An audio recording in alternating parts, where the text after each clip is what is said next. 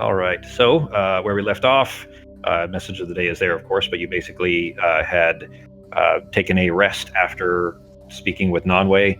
It is now Saturday morning, 8:45 a.m. You have on the dot, every 15 minutes, been hearing a plinking sound of arrows hitting the barrier from the treehouse shield. So just on the dot, very, very, like clockwork all night long of it plinking against that. You are still inside the treehouse dome. There's about 2 hours remaining on the spell before it will fall. And what do you guys like to do? Did you guys... I'm sorry, wait, gotta get my voice. Did you guys hear the arrows that were hitting here? Woke me up a couple times. Did you hear that? I think the other elves aren't terribly happy with us. Yeah, well, they did say that if it looked like we were turning on them, that they'd kill us, so... Yeah, but this isn't exactly turning on them. They don't know that. It's true. I don't know about you, though. I'm getting pretty tired of all the violence. I kind of think we can talk to them and maybe work something out. What do you guys think? Worth a shot. We can try.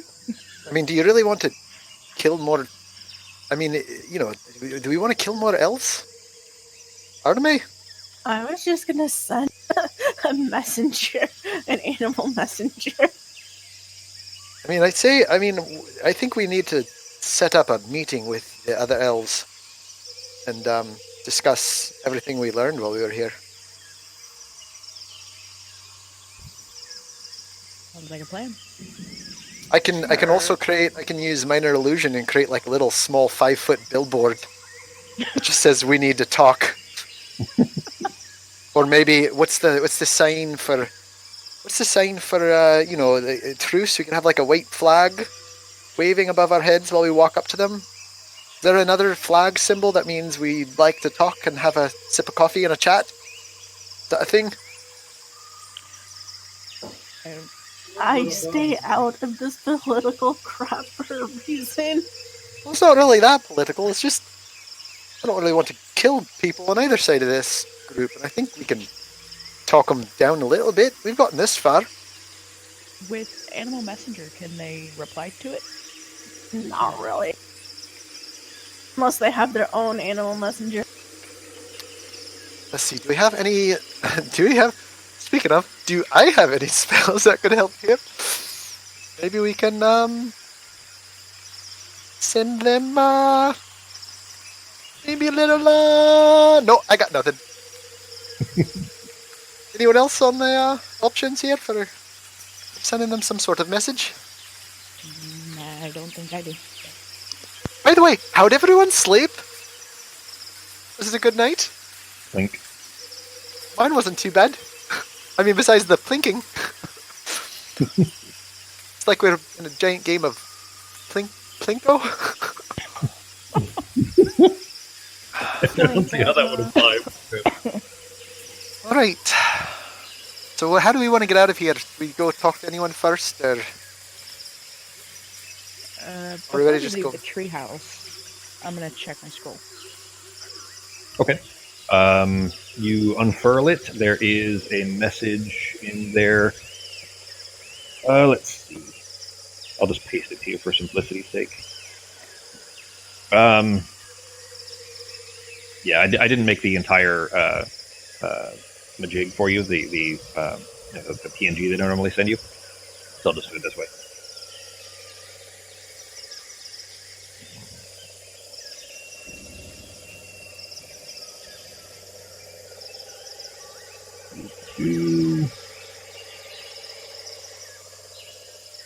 There you go. And below that, there are 4 more arcane circles. They overlap in some places, which you, of course, know is extremely significant on not only the amount that they overlap, but the places that they overlap and which part of the room connects others. So you know that that's certainly an important distinction of the format of these, rather than just being 5 individual symbols like they were the last 2 times that you had done this. 1.5 times you've done this. Mm-hmm. But those are on there, so you're welcome to try to decipher them when you're ready. All right, well, Did you do that now, or are you going to put it away and do it later? I'll do it now because it'll disappear. Yeah, you'll need to copy it otherwise. So okay, so you're just going to try to do it before it disappears. Yeah. Okay. Give me Arcana checks, and you're going to do 5 in a row.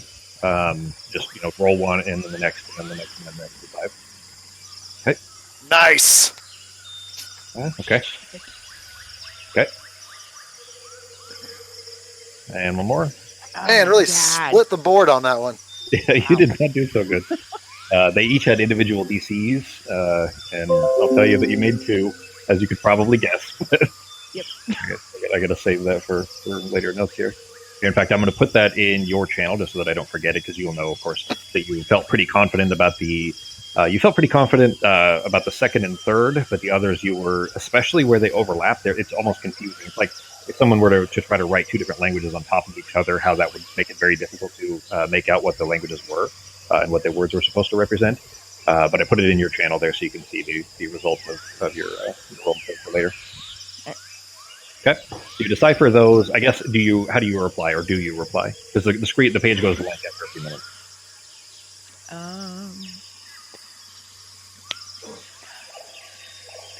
I will reply, so we'll just assume that I replied in this time, but I will send it to you later. Okay, that's fine. right. So. You take a few minutes to jot it down what your reply is going to be, and you can just put it in Discord later on what you tell them. But as time goes by, you guys are still having that discussion. Another plink. I'd like to also use my Rocky Talkie. Okay. And first I'm going to use Minor Illusion to create a 5-foot kind of banner in the area that the arrows are coming from above the hut. Mm-hmm. Can I cast out from inside to outside? Definitely not the other direction. As for from the inside going out, I don't think you can either. I think the barrier is limited for both. But let me double check just in case. But it's definitely not the other way. So that's okay. I am going to climb out just a little bit so I can stick my head and my hands out, and I'm going to create a minor illusion of a kind of a banner that just says, "We need to talk in peace in the direction of the arrows, as high above the treehouse as I can in that direction." And I'm going to leave it there for like a minute, and then I'm going to change the words to "shoot 1 arrow if that's okay, 2 arrows if you're going to kill us." As soon as you've popped your head out and you begin the incantation needed to create this illusion, it can't be very big, so their eyes are pretty. Yeah, exactly. You're pretty certain that they'd be able to decipher it even from the distance, just because they have pretty sharp eyes. But while you're forming this and it's beginning to appear, which is very off cycle because you just heard the plank probably about 1 minute ago of the last one, but so it's off cycle. But a new shaft plinks into the trunk below you. So I mean, your head is up. It's in the tree, probably 4.5, 5 feet down from where your head is. Still keeping that up. But it plinks into the tree, not into the barrier. So it doesn't plink off of it. You hear it hit the tree basically. Yep. And almost immediately erupting from it, there's a booming voice, like the way that thaumaturgy would make a voice louder, and you recognize it as Teresa's voice, the captain of that squad, only magically amplified. But it's echoing throughout the entire camp of Morgan around you. And it says, "Tavana, exit the camp unaccompanied by those foul beasts and march out into the brush. If we suspect deception, you'll be killed. Do not tarry." Can you hear me through the arrow? Hello, arrow. You finish that barrier after the sign, rather afterwards, the banner. And sorry, what was the well, the first one just was going to leave up for yes, a minute. 2 for no. Yeah, 1 shot if you're going to kill us. No, 1 shot if that's okay. 2 arrows if you're going to kill us. After the one that hits the tree and then booms us out. Can I put a smiley face at the end of that? Since it happened in the middle of this, you end it with a big smiley face. End it with a happy face. And then I mean, I'm kind of an idiot, so it's like 3 seconds later, and then 3 arrows hit the dirt, not the tree, but hit the dirt in front, and just a perfect line. 3 more arrows. So the one that hit the thing that that the sound came from, and then 3 arrows hit in a perfect line, like at the base of the tree. I'm just gonna put. I'm gonna the same thing. I'm just gonna move my hands and I'm gonna change it, and it's just gonna say 10-4, Big Daddy. That's what I was gonna say. Right there. Okay. All right. I think we gotta go meet them. I don't Are know you if you could stepping hear. back in? Yeah, I'm gonna go back in. So at least they say they want to talk to us, or was it just you? No. You all heard that too, by the way. She said Tavana, which everybody, you guys know that Tavana is a word that means outsider, like hated Perfect. outsider, So- like hated invader, essentially. So I've got an idea. When we're there, I want to talk to them. I don't want to fight. We've done too much fighting here. We're really not getting anywhere with just stabbing people. Can you do me a favor as we're walking? Are we walking or are we not walking? Actually, should probably figure that out. Yeah, you guys are still in the dome. You have an hour and a half left on it. We should probably go. Yeah. I'm all right going. I say we make sure that they know we're not a threat. That we just walk, maybe with our hands up. Make sure they know that we're not going to hurt or starting any fights. What's Nork doing? I'm just gonna look at Pogo and say, yeah, you're not really cut out for adventures. Cut out I'm for more what? of a lover than a fighter, honestly. I'm slightly out of my element.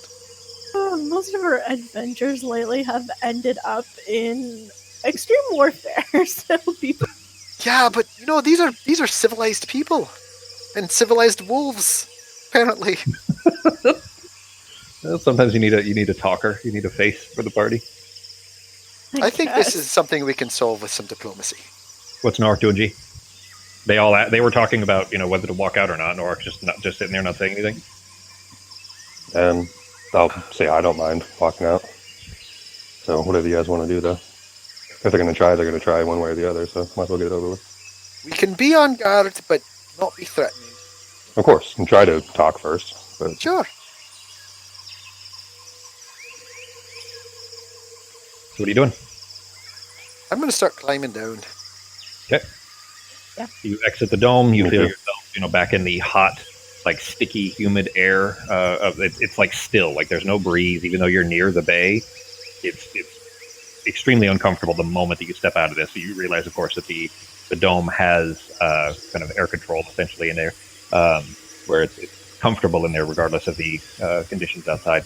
But you're back outside. You don't hear any further arrows blinking. You make it your way to the bottom of the tree. You notice that as soon as you look around, Pogo, the Worgen are all around you and like looking at the dome and kind of half behind things, like they're half behind boxes and crates and walls or trees or whatever they can be, where they're placing kind of that barrier between themselves and the direction the arrows are coming from. So I'm going to recommend that you guys just stay safe. We're going to go talk to them. And try not to eat us or anyone else if we come back, but we're going to go have a conversation. You hear a shout from the Worgen, and you recognize Natani, the woman you spoke with, and she Sure. shouts, "Pogo, we heard that booming sound coming from them. Are they? Do you expect they're going to attack us again?" Honestly, don't know. We'll do our best. That's really all we can promise you right now, so you stay safe, best you can, and we're going to go talk to him. She lays her ears back and kind of shrinks down behind the box a little bit again. I'm going to whisper back and be like, see, this is why we can't just kill people. People have friends and relatives, and we're just fucking killing them all. I'm just gonna shrug at him. That's what happens. As life happens, kind of thing.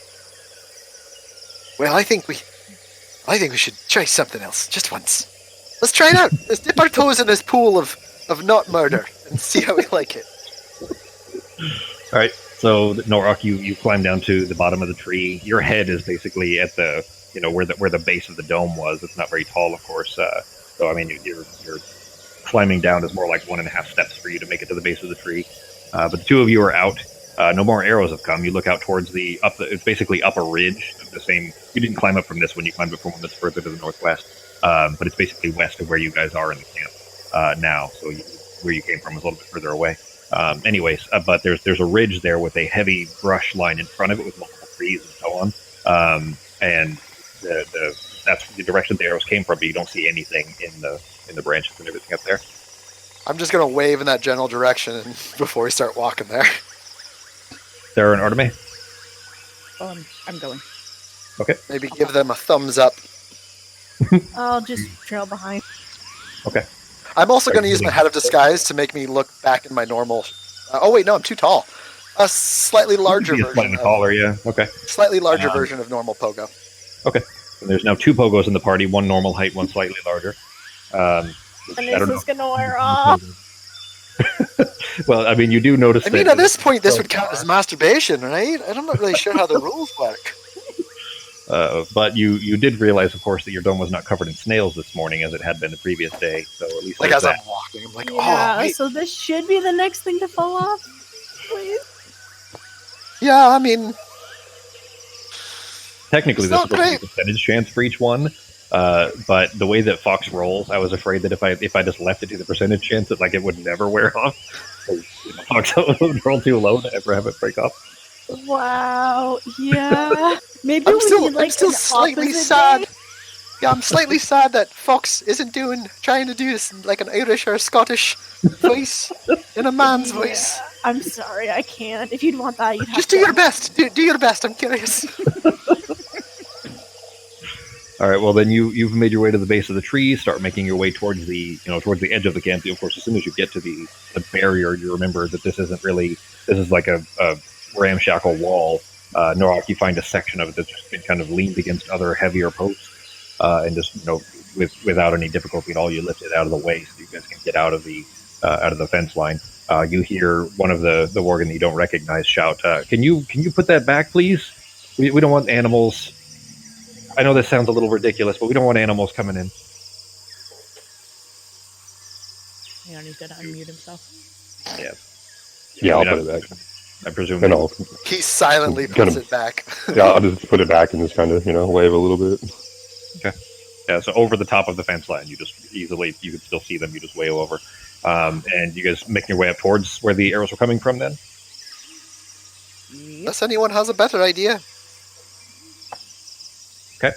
Then you march your way up this ridge. You come to a part where it's kind of a relatively steep slope coming up towards the side of here, like a the way that if you guys have ever seen like a mudslide, how sometimes it'll leave a shelf. You know what I mean? But you come up to that essentially, Real quick, before we get up there, I'm going to give Arteme Bardic Inspiration.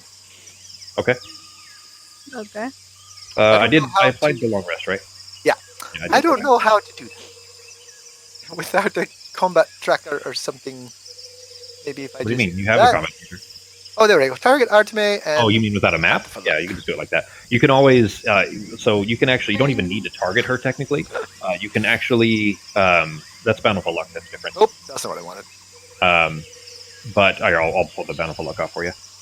But you can actually just, without even having to target them, you can just drag an effect. Anytime you see that button that says effect next to it, you can drag that and drop it on their name in the combat tracker, and you don't need to target them at all.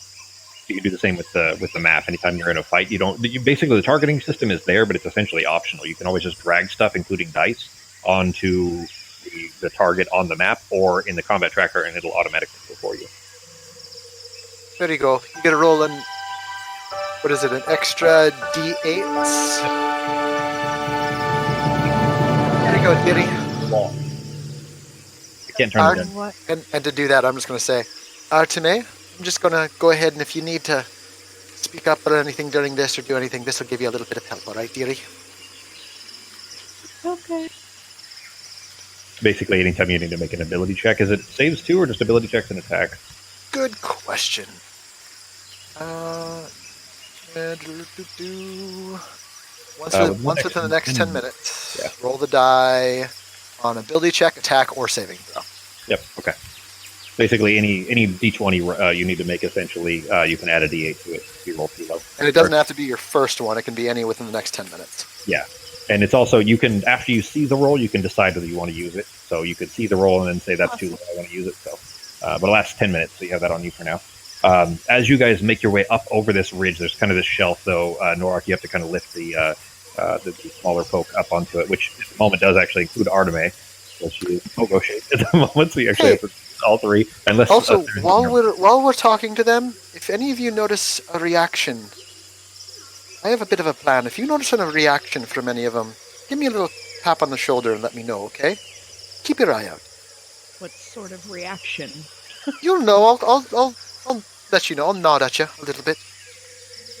You understand when we're there.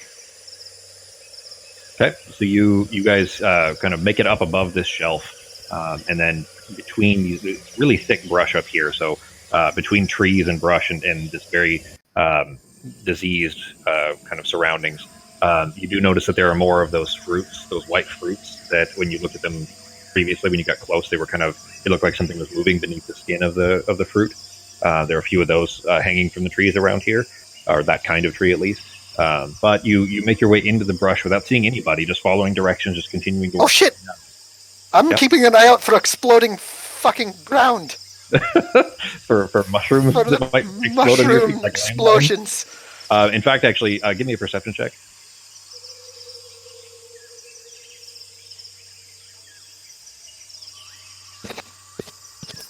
Okay. Not right by you, but further away. You guys are kind of in the opposite direction of the road. The road traveled through town, essentially, and you're kind of walking away from it. But a bit further away, you see two different locations, one far off to the left and one kind of straight ahead, but much further away, where the ground has been blasted away. Like the plants look like they've been burned and pushed away the way that an explosion might. And it does look very similar to the pothole that Pogo put his foot into, which was an exploding mushroom that he stood on. That looks like those effects that are further away. So you do know they're in this area, but those two, at least, that you see the explosions of, are a little bit further off. Normally, I love mushrooms. You know, the fancy kind. Wink, wink, hint, hint. These ones are out of control. They just feel real nice. I'm not an alchemist, but that doesn't even make sense to me. What kind of natural reaction would a plant evolve into to just explode? Nitroglycerin. Oh, terrifying. Same way that there are certain animals that can create small explosions, like the it's everything in Australia, ant or whatever it's called. Yeah, lots of bugs like that, but I think it's called the bombardier ant. I think is what it's called. It creates an explosion. Anyway, but as you've kind of made your way out into this open area, there's trees all around, of course. Give me a round of perception check for everybody again, separate from the mushrooms. Oh, just barely hanging in there.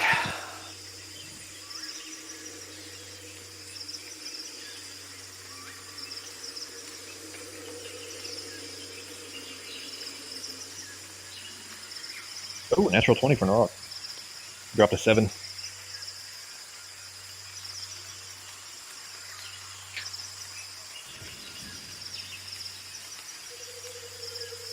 Arteme? Sorry, what? Perception check. Another one? Yeah, separate. Oh, okay. You fucking notice everything. The world is open. There's a slight brush of movement in the tree nearest to you, and just a fraction of a second later, feet step onto the floor. One of the veiled elves stepping towards you with their bow drawn and pointed at you, at Norok and Arteme. You even saw it at all is surprising, but Norok and Sarah, you both see similar movement from surrounding trees as they're approaching you. The one closest to you is about 10 feet away. The others are 15, 20, and up to 30 feet away. They had to have retreated because they were firing arrows from the bank, or at least someone was. But they had to have retreated into these trees at some point, so they clearly moved back to give you guys some room. But they haven't fired at you or anything. Are you guys doing anything else, or just letting them approach? Do I see them, or am I the only one who doesn't see them? You didn't see them until the first one landed her feet on the ground. Oh. Basically, Norok may have a chance to react first if they're doing anything. I'm getting real tired of people pointing arrows at me. I'm just going to raise my hands. Okay. So, are we going to talk about this whole situation now? Can we talk to you for a minute? There really isn't much of a need to keep these arrows pointed at us. You can if you want to, but we're here to talk. From a tree, as you're saying this, from a tree about 20 feet away or so off to the right, you see Therese land out of the tree and approach. And you see the eyes of all of the women look over at her, and she shakes her head slightly, and they keep arrows pointed at you as she's approaching. She's walking up without a bow drawn, right in front of you. For starters, good morning. I hope you had a okay night's sleep. She says, No more words. Keep silent. And then she beckons over the elf that was in the tree beside her, which you recognize as Sanway, the blonde elf with the blue eyes. And Sanway approaches all of you, Teresa and the both of them together, until they're standing about 15 feet back or so. And you see the blonde woman reach into a pouch at her waist, and she pulls out that same small alabaster figurine that's carved in a robed woman's shape. And she clasps the figurine in both hands and lowers her head as if she's concentrating. She says, Therese, actually, Therese looks at her, sees that she's kind of finished this. They're the only two without bows. There are 6 others three on either side of you, kind of surrounding you at a short distance with arrows trained at all of you. And Therese looks at Sanway, sees that she, looks like she's ready, essentially. And then she looks at all of you. She says, "We watched you battling with the creatures. Does the black-hearted beast still live?" Creatures, huh? Is that what you're calling them? You are aware of how this works, right? Let me just real quick. I know we're not supposed to talk, but it's been a bit of a day. Any of you guys, you're from the capital city, right? She doesn't Any of these names sound familiar? And I'm gonna kind of nod to the rest of the group, and I'm gonna pull out a list of names that I got from Nonway. I'm just gonna look at it. I'm gonna say, Perino, his wife Quesinus. How about Neverin? Mittany? How about this? Mittany, you don't know Mittany from Merethalis? How about Telpis? Give me a perception. Anybody that's watching them, I guess, give me perception checks. Is it perception or insight? Specifically, as Pogo suggested, if you are looking for a reaction from them, it would be perception checks, because you're looking to see whether they react, not whether they, whether you believe their reaction or not, I guess.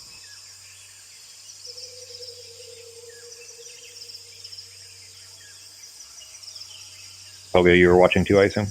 I am. I'm looking up after I read each name. For any kind of reactions, any dropping, like lowering of bows for a second, any then give me a away from the head for your watching. Oh, I did. It's just it's not in the dice tower. It's not rolled. I don't have a result from you. Oh, just kidding. I rolled something else. No, there's no result from you. So you probably just missed the box because you have to drop it in the chat box. Oh, okay. So maybe you Or missed it you double click the die. Yeah, you can double click the skill. Number. Yeah, in the skills page. Okay.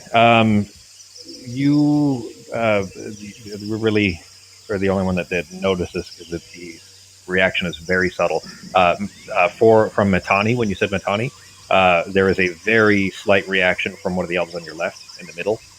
She doesn't say anything. It's just her eyes kind of flare just a little bit. And I'm just going to look at her if I notice anything. So Matani, a jeweler from Merethalis, that name sound familiar to you? Well, they're down there right now. Luckily, it's not one of the 4 people that we killed, not knowing that we were running into this group of elves that have been transformed into werewolves by this curse that's been hitting your fucking land. Do you understand what's happening? Therese interrupts you, and a little louder, a little sterner, says, "Does the black-hearted beast still live?" Do you realize the problem you're facing? It's not this group down here. They're elves. They've been transformed into these wolves, these forms. It's the plague here that's causing it from that red rock, and that's what we need to stop. And I'm going to hold up Nonway's pen. This pen was from the leader Nonway down there. He used to be the leader of these people as a normal elf, just like you. Give me another perception check. Perception? Yeah. I should be putting line breaks in here so I can tell which checks are for which. Yeah. I mean, I already know the other ones before that.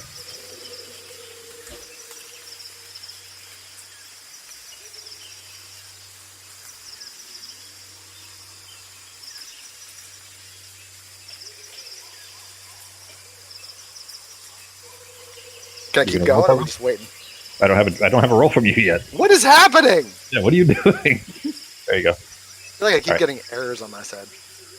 I mean, it could be, but I mean, those 2 at least, I didn't get anything on my side. It didn't show you roll at all. you don't see anything. Nothing stands out. But basically, you hold the pen up, and Therese looks over at one of the others on the other side, on the right side of you, and nods at her.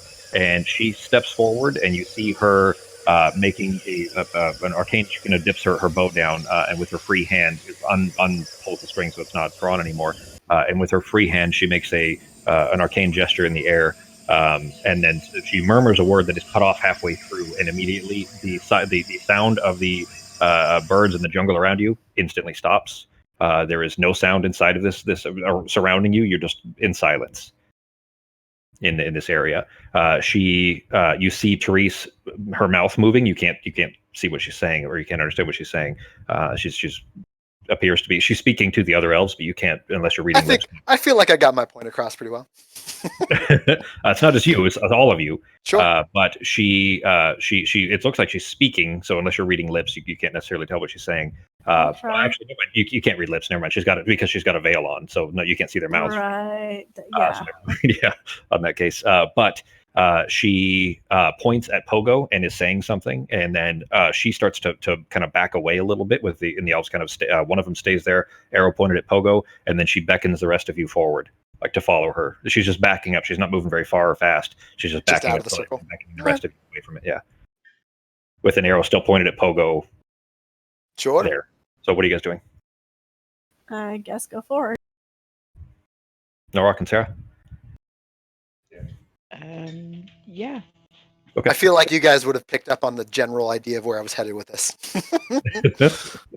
Well, Pogo is still okay. So the rest. Yeah, of I'll stay. I'm not moving. I'm still in the cone of silence. Okay, it's actually a sphere, yeah, but it's a 20-foot sphere, 20-foot sphere. Radius. So the rest of you, as soon as you've stepped out about 10 feet, the sound of the jungle surrounds you again, and you can kind of resume conversation. But behind you, nothing looks different at all. You just see Pogo kind of standing by himself with an elf has an arrow pointed at him, and Therese, she says, "Now, without that distraction." Wait, DM question. Hmm? The earrings that we have, do they pick up sound around us or just our voices? Only the person speaking. Okay. It's not like putting it on speakerphone for the surroundings. All right, never mind. I get what you were trying to do, but no, it's only your voice. That would have been super creative if it worked that way. Actually, use it for like eavesdropping, like just put one in a room somewhere, like bugging room, like a fucking Watergate. Anyway, she says she's clearly frustrated. She says one more time, does the black-hearted beast still live? He's not exactly a beast. Answer the question. My patience is growing very thin with you. Look, she means all of you. If we can stop people from turning it into... Does the black-hearted beast still live? I'm just going to look at Artemis. I'm just going to shrug and say... And say what? You cut out. What a great time to cut out. Really? Like the most important part of that sentence was the part that we didn't hear. One more time, Puck. Without actually cutting out the heart, how are we supposed to know it's black? Wait, okay, so what you said... Like, let's play the stupid card and just be like, we didn't understand what you meant by black heart. I didn't see a black heart. I like it. Is that what you were trying to buy time? Is that what that was? Specifically... I have no idea. Okay, so you keep cutting out, Fox. I'm only hearing like half of what you're saying. So repeat specifically what did you say? Okay, I said I just shrug and say, how do we know it's black? Are you saying he still lives? I'm just gonna shrug and say yes. Give me perception checks again. Pogo, you can still see what's happening, so you can make one as well. Artemis, you roll it with advantage. I still don't know when I'm supposed to use the dice tower, when I'm just supposed to roll it. Basically, perception, stealth, and... most things. So perception, stealth, and what? Perception, stealth, and social skills, that's it. Okay. And the reason being that you don't... it doesn't, as long as you don't meta the knowledge of it. But there's a kind of a unfortunate way that just as people, it would be very difficult to avoid, and that is when you know that you rolled really high for certain things, then that would tell you, okay, well, I rolled really high and there still wasn't anything here, so maybe there's definitely nothing there. Yeah, exactly, and that's not really, that kind of ruins the fun of it a little bit.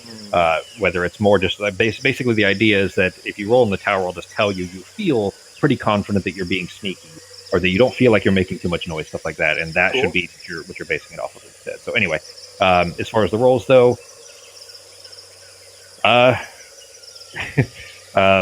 this is well, one of you noticed something, so.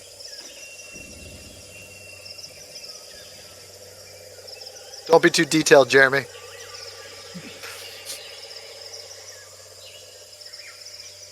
Oh, you're sending a message. I get it. Yeah. Oh. Yeah. One of you noticed something. You thought it was done there. Yeah.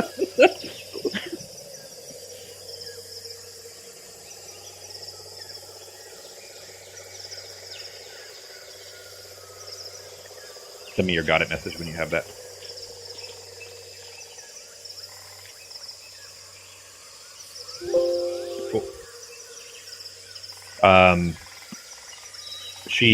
Therese sighs, very clearly very frustrated. She says, "What was discussed in the ruined house?"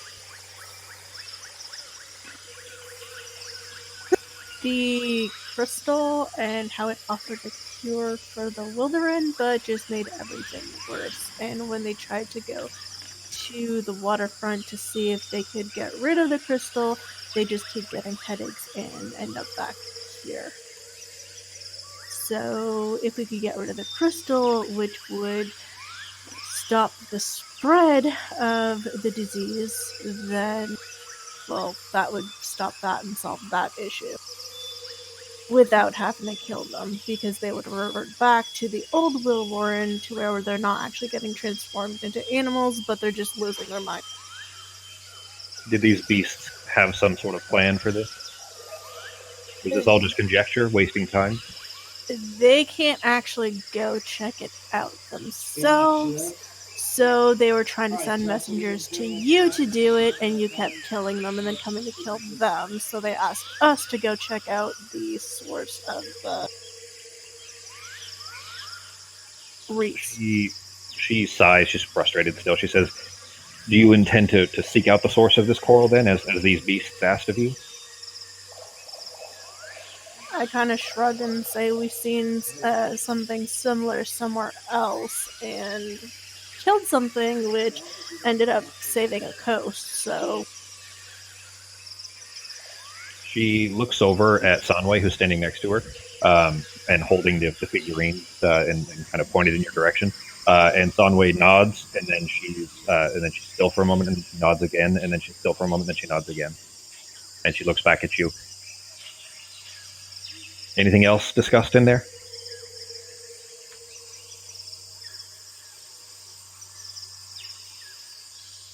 Other than them tired of getting slaughtered, not much. She looks over at Sanwei again. Sanwei nods. She looks back at you. Do any of you else, or do the others have anything else to say? I suppose even your small friend here, and she beckons Pogo in. Pogo's trying to juggle. He's picked up some rocks. He's trying to juggle. she kind of hands out towards you, beckons you over to stand in the row with the others. Cool. As soon as I leave there, this pen was a gesture that shows his desire to end this plague as much as anyone else. What are we talking about? What are we talking about? Anybody answering Pogo, or are you just standing there and ignoring him?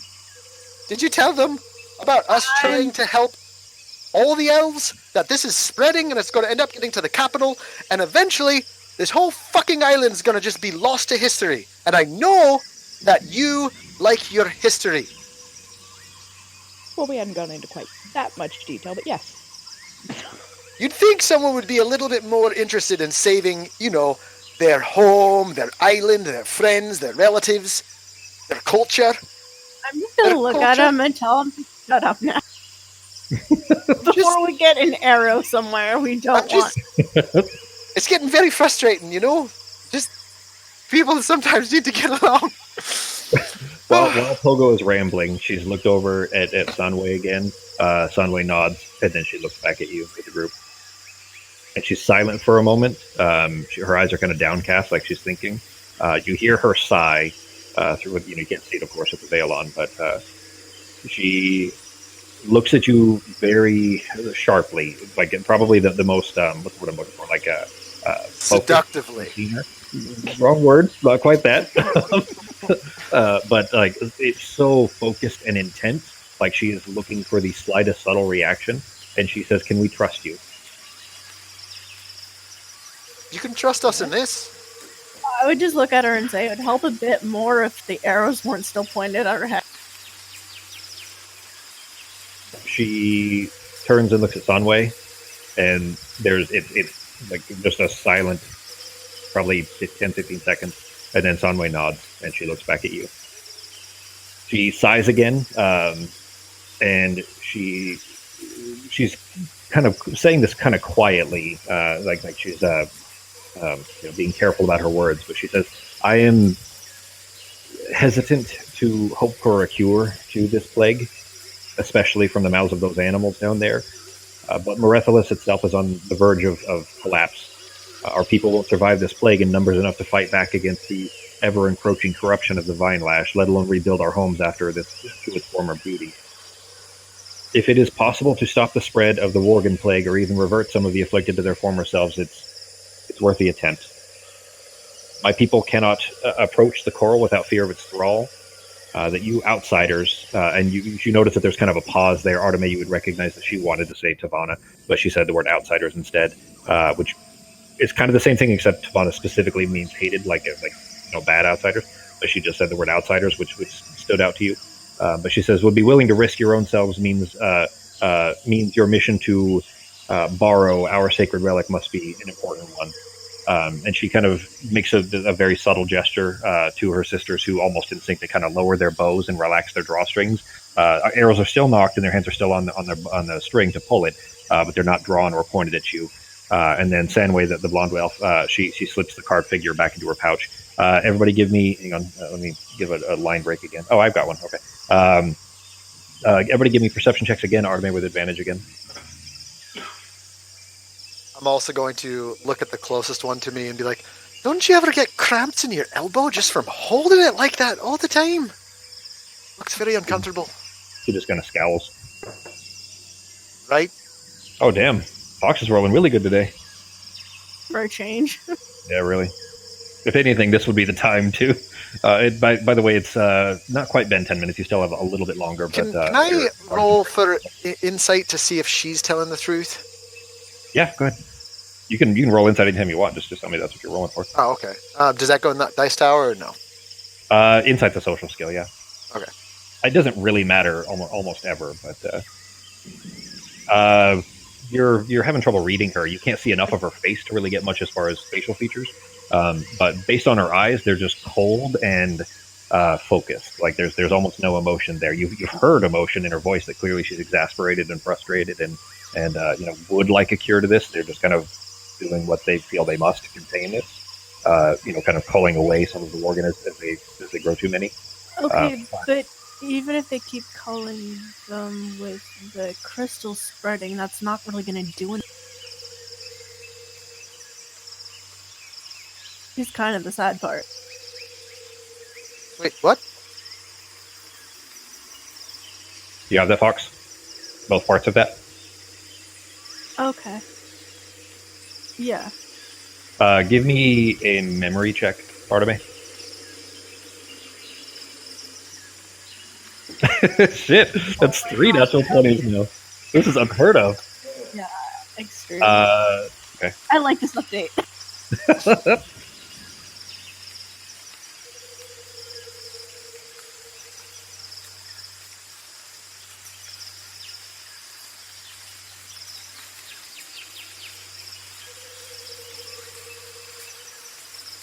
So, been on this island long? I'm still talking to that same scowling. No, arrow's not pointed at you. Bow's just lowered, and she kind of rolls her eyes slightly. I get that a lot. So Arteme, you have all of that go there. Therese, I sent you another one. Okay. I'm Therese, writing first. you're doing what? Writing notes. Oh, gotcha. Okay. Therese, still kind of exasperated, interrupts Pogo trying to flirt with the elf who had an arrow at him just a moment ago. She says, "You all have leave to do as you will. We, the SL Quendi of Gwenser, in light of the gem, hereby welcome you as guests." Thank you. I suppose. If we Appreciate go do it. that, will you not attack the werewolves down there while we're gone? Just on the off chance that they'll turn back to what they're supposed to be? As much as you may misunderstand our position, we aren't the only ones creating hostilities. We've been attacked ourselves. Yeah, but if they agree to a ceasefire and you agree to a ceasefire, then can we just make a truce here while we go do this shit for you guys? I don't know that we can formalize it quite so far. You don't. To be honest, I don't expect that we'll see much out of this. I'm trying to hope if we can find some means of preventing this from spreading, or maybe even reverting in some level, to get back to the way things used to be. It's worth the effort. So at least for the moment, we won't aggress. But if we are attacked, of course, we will pull as many of them as we did. I think that's Insight fair. check. But I didn't respond to Pogo's previous insight check. Oh, never mind. Yeah, I did. Yeah, you couldn't read her face. Sure. Natural one, Sarah. Can you, would you mind, how close can you get us to the northern coast where this whole entire red crystal plague started? Can you get us near that? Our order know- is to scout you here. can't. I'm not leaving. We're not leaving. How about you? The one next to me. She kind of pulls her bow, You she like starts cheese to draw her. and baths.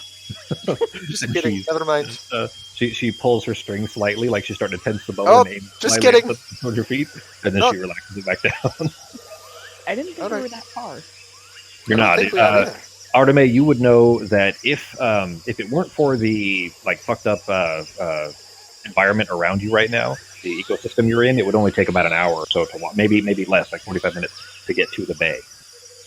In these conditions, it might be 2 or 3 hours. It's not very far. So, Yes, I could just leave the way. Yeah, it's not. It's So- like exactly the path. There's a road there. Okay. anyways,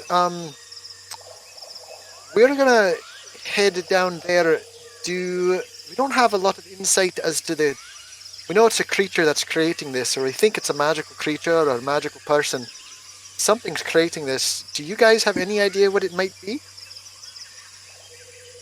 We, thankfully, have been able to avoid the corals enough to not have this insight you're seeking, I'm afraid.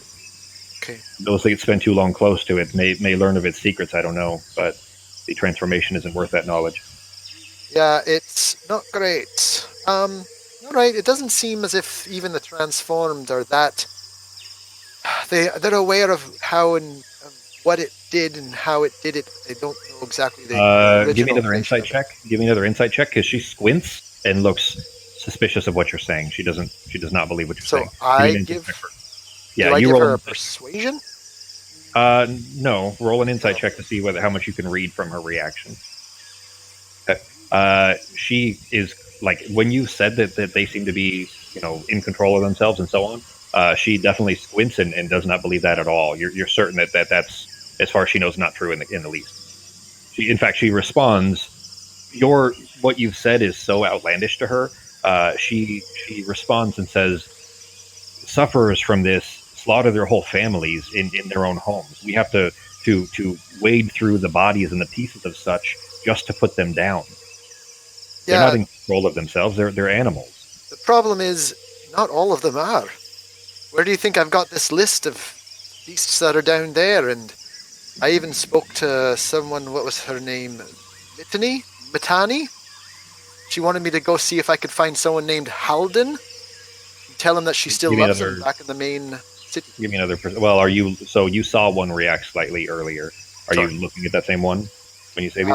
Well, if she's in my line. I'm currently talking to the main girl, but Yeah, they're all still kind of around you. They're just not pointed arrows at you anymore. So I mean, you could still, if you were to turn your head and look, you could see her. Are you still okay, focused? yeah. I mean, I'd be probably talking to the group if they're all there.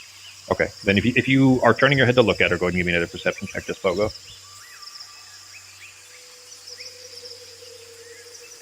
The one who reacted earlier, her eyes flare a little bit at Halden as well. So I mean, these were at least. I don't know if you could see them from when you're even shooting the arrows, but some of them are more than, they have their heads about them. They're just misshapen and changed, but they're not all assumably crazy or out of control.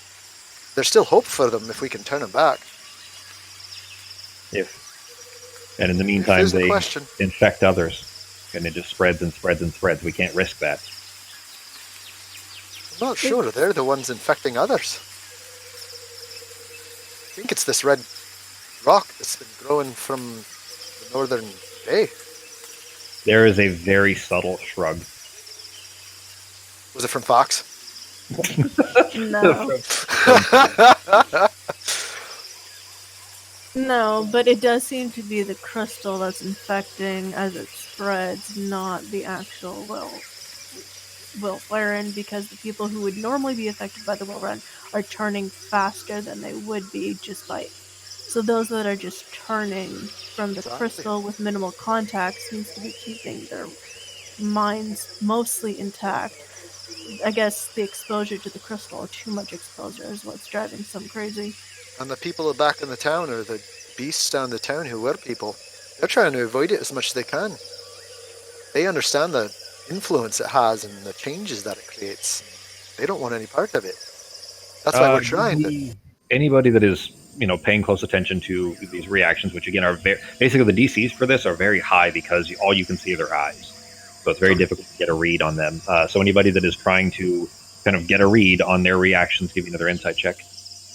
You have to be paying close attention, though. Wait, Insight or perception? Insight. You're trying to gauge their feelings, not. Can I investigate their eyes? I understand the differences between these are subtle, but basically, if you're looking for a physical thing like a reaction or something, that would be perception. If you're trying to gauge how they feel about something, that'd be insight. I'm also going to roll one of those just in case you need it. Persuasion, okay. That's handy. Pogo, in this conversation with her, it's clear that she's not happy about this either. I'd say that you probably all can kind of pick up on this a little bit to varying degrees, but she's not happy to be doing this. This is a very sad thing that they're doing. This isn't bloodlust. It's preventing worse tragedy by committing tragedy. That's why you gotta I'm realize. just gonna shrug and say, "Can we just go investigate the damn coral yet?" Let's do it. You're welcome to leave. Is there anything that you guys have that might help us out against them? Well, before you go, Causes this? you're going to need this. And she gestures to one of the girls who pulls something out of her pocket and hands it to Therese. And it's a Is it stone. diamonds?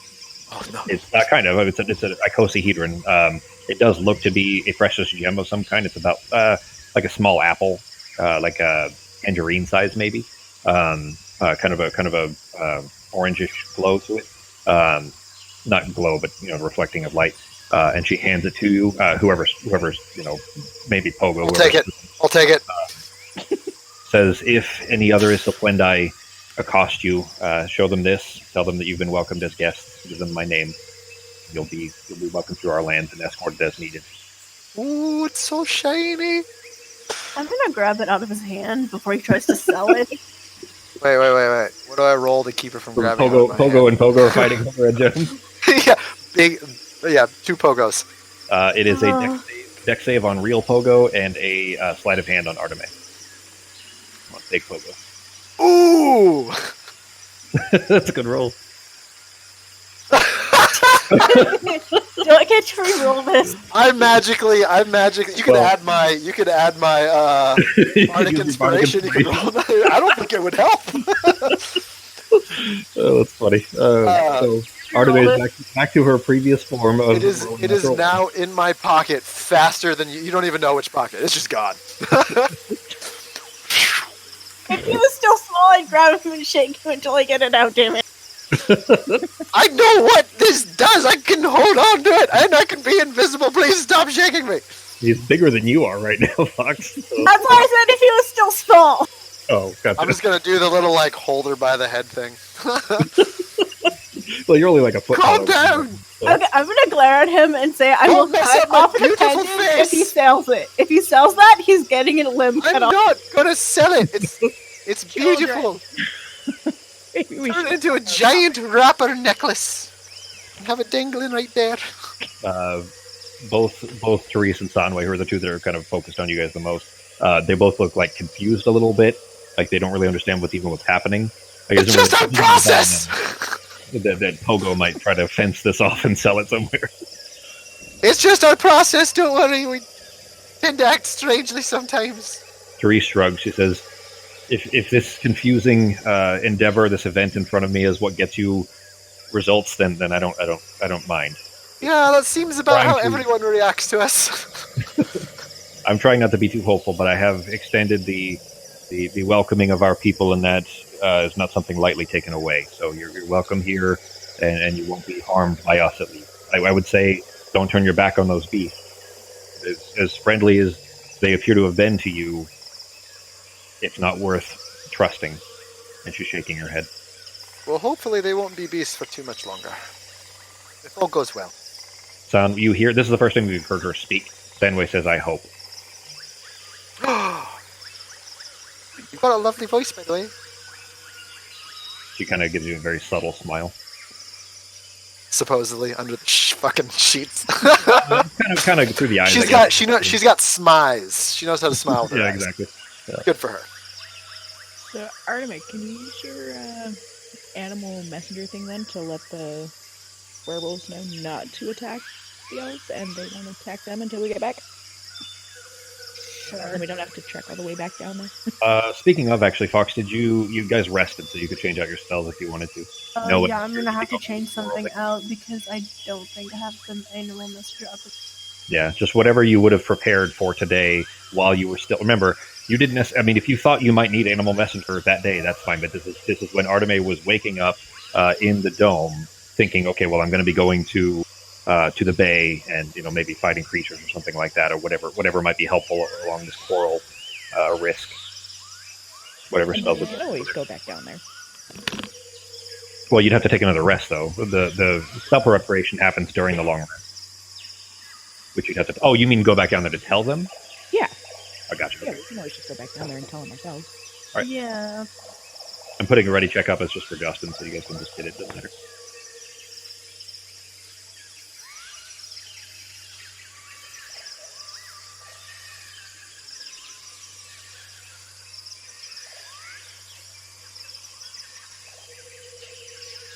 Yeah, we'll have to go back down actually.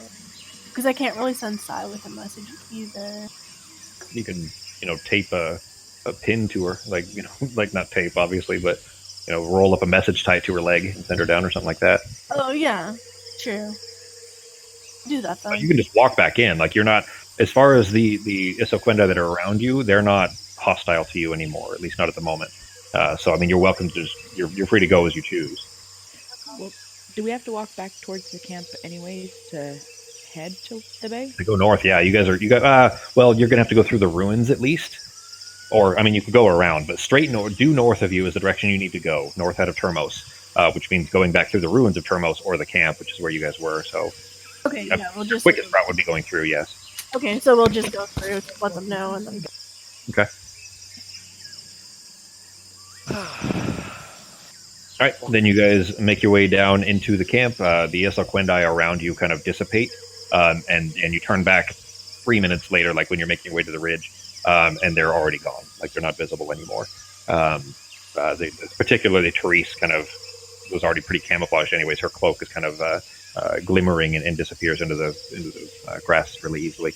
But you make your way down the ridge and back toward the camp anyway. The Norak, you easily just lift that wall section out of the way, put yourselves back in, and then put it back in again. You're back in the camp. The Worgen that surrounded it are still kind of almost in the same place as they were previously. Still, you had been looking up the hill, watching you guys approach.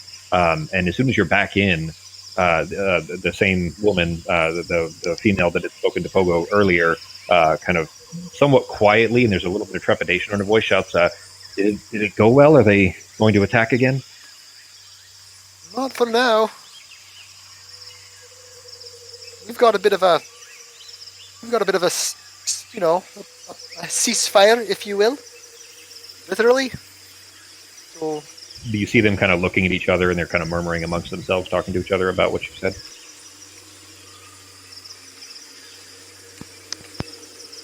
well, for right now, they're not going to attack you as long as you don't attack them.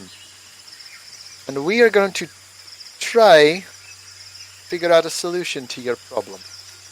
Nonway steps out of the kind of same building you guys saw him in earlier, or that you talked to him in earlier.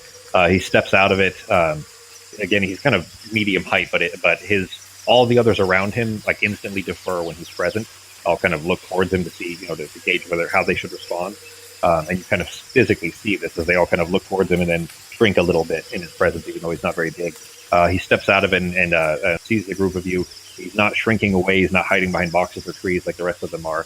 And just kind of as he's approaching says, so you spoke to them then, those that have been harassing us? That's correct. I heard as I was coming out some kind of a ceasefire. They've said they won't attack us for the time being then?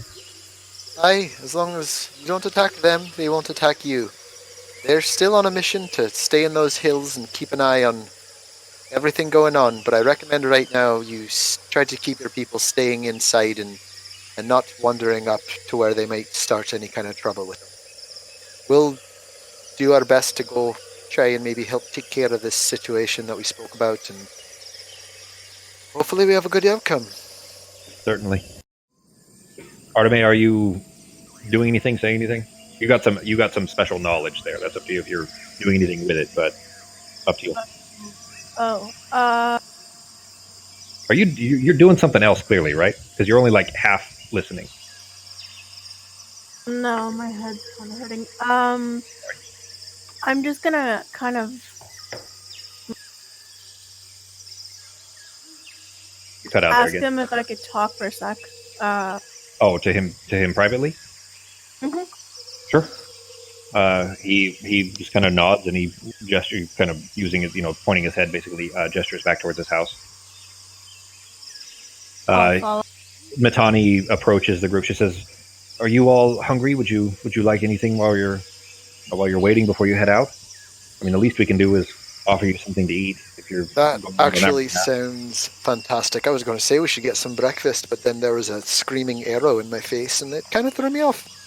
Yeah, it kind of woke the rest of us up too. So we're generally kind of nocturnal these days, but that booming sound woke the rest of us up, and we had to come running, afraid that we were under attack again. But she kind of looks over her shoulder towards you. See, there's smoke coming from one of the buildings off to one side. You can smell, probably because you haven't had a lot of good cooked food for a while. Arteme hasn't been able to cook for you guys for most evenings here, but in the last few days. But you can smell, it's probably rabbit cooking from that hut. She says, "We don't have a lot, but I mean, you're welcome to share what we do have." Deal. She kind of turns and starts walking that direction, towards the house with the fire coming from it. While I'm eating, also, I'm gonna take some rabbit, wrap it up, and put it in my sack. Can I add that as 1 or 2 rations, or? You know what? Yeah, I would say that they let you go ahead and take some for the road as well. Just a little. They don't have a whole lot, but specifically, I throw all my rations at them, trying to get them away from us. So yeah, I would say that you have 2 meals worth. So two days worth if it's you. If you're sharing with the group, it'd be 1 meal worth for everybody. All right. Maybe half of it for Norok because he eats too much. Because he's a big guy.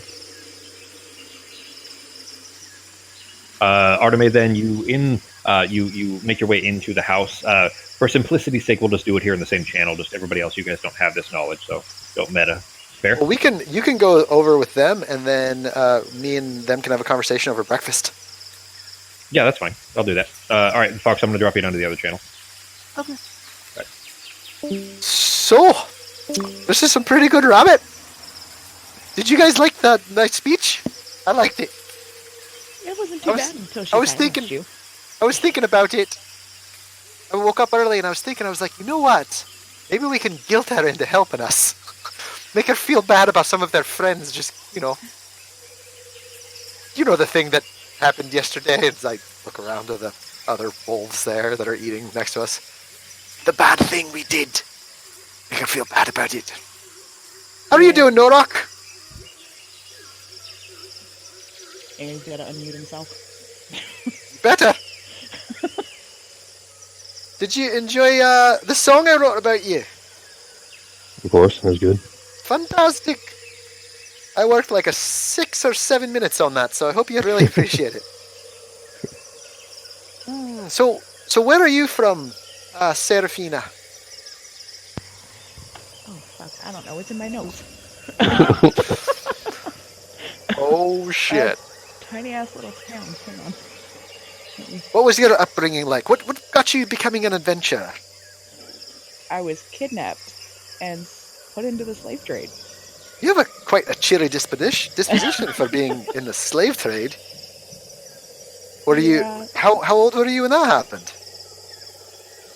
I think I put her down. Maybe 21.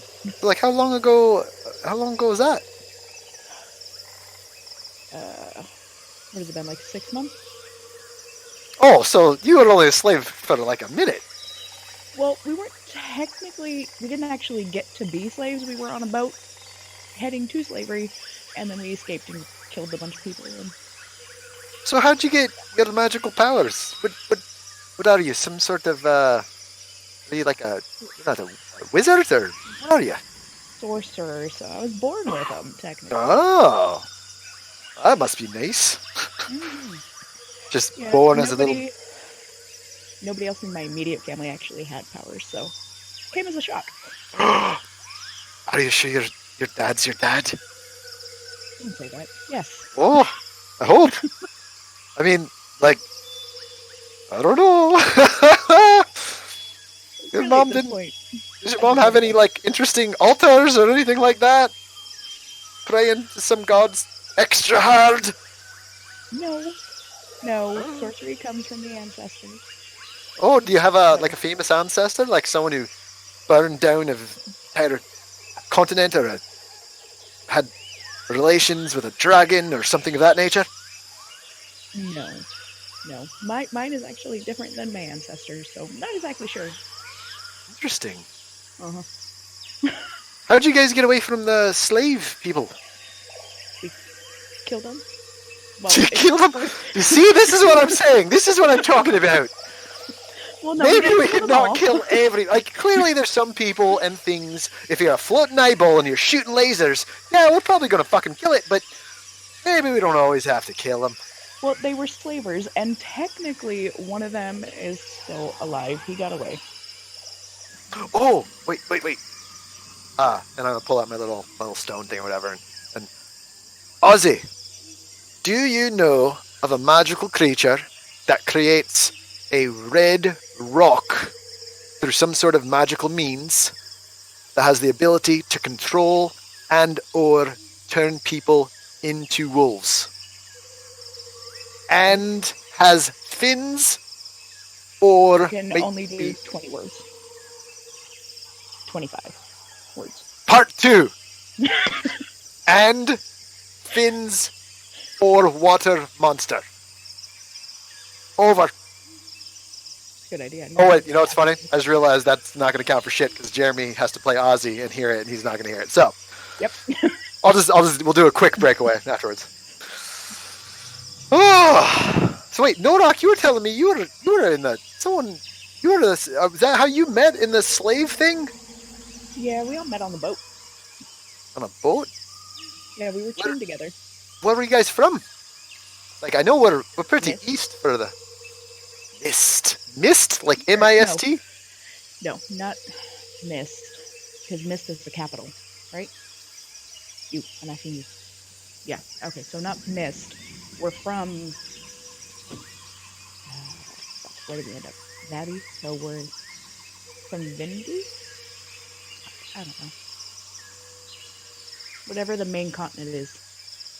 Not the one that we just came from, where the fort is, but the other one that they're Let's fighting. see. Do we have a map? Got a shitload of Termos, Caliordan.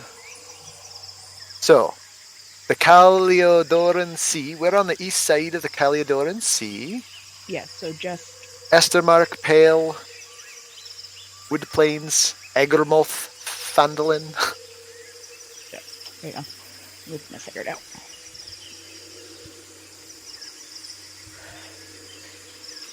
We are from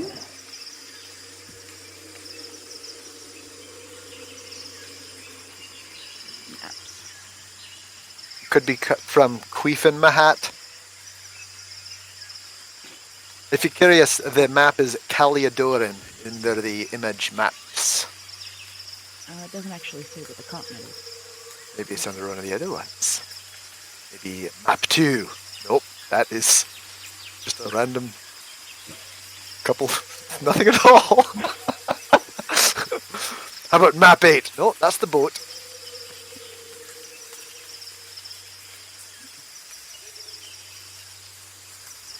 That is a werewolf. Those are ruins. I think that's the best. I think that might be the best you got.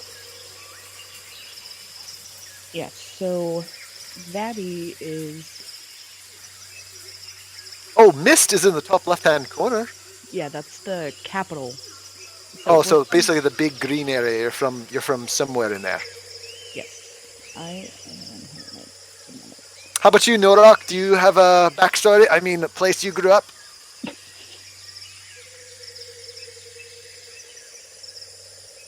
He's unmuting himself. Yeah, actually, just in the mountains southeast of Minsk. So Yep. on the map, it's where it says Antaros right there on the map by the wood plains. Oh, Blue Antaros. Plains, excuse me. Yeah, that's So where the I'm from. south of that area then. Yep. Ah, you guys are very far from home. Dunfield, that's what it is. Dunfield. Is that to the east of Egermoth? I think it's supposed to be south, maybe? Jeremy, where's Dunfield? Dunfield is outside of Eifelstead. So you see Pale Perfect. in Eifelstead. Dunfield is a tiny village outside of there that is mostly halflings. Very Sarah's interesting. technically a noble. She's from a noble family from Dunfield. She's the daughter of the mayor there. But almost nobody in Eifelstead would give a shit about that, despite her being a noble, because she's a halfling. She's like a nobleman of a little backwater, so like who gives a shit kind of a thing. Sure. But to Sarah, she's big time. She's important. That's right. So while you're over there, I also totally forgot that this wouldn't work without you here. I used the stone to tell Ozzy, ask Ozzy if he knew anything about a creature that would cause the red rocks and possibly be Okay, so basically the whole thing. And then for some reason I waited. And I was like, oh yeah, I'm dumb. I'm dumb. yeah, as if I'm a fucking robot that is in two places at once that can reply. Yeah. No, I immediately realized my error, and That's funny.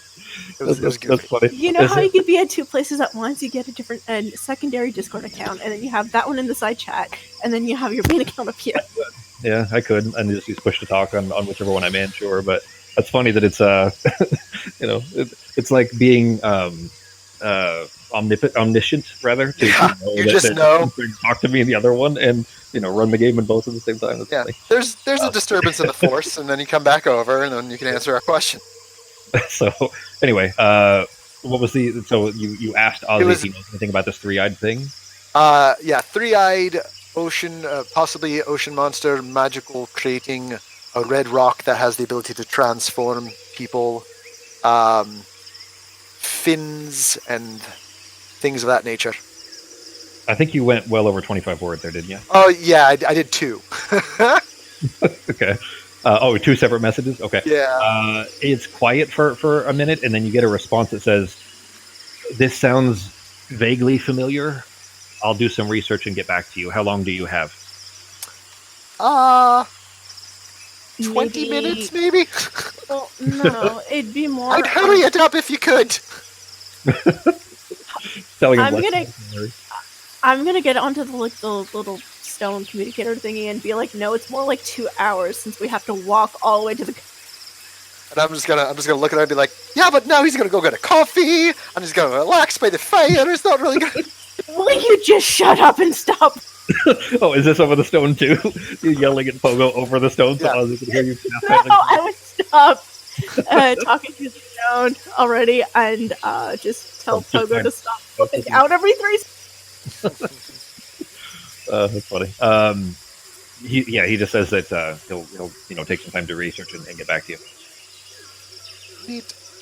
He did say it sounded vaguely familiar though. But yeah, so as you were talking over the stone to Ozzy there and having this discussion with Sarah and Norok and the Morgan here, you see Arteme walk back into the room, not with Nonway, she's not with him, but she walks back into, having followed the smell of what the food was, having heard you guys going out here, found her way to this kind of mostly still ruined, but at least they tried to make this as comfortable as possible, like cookhouse, like a small restaurant kind of a thing.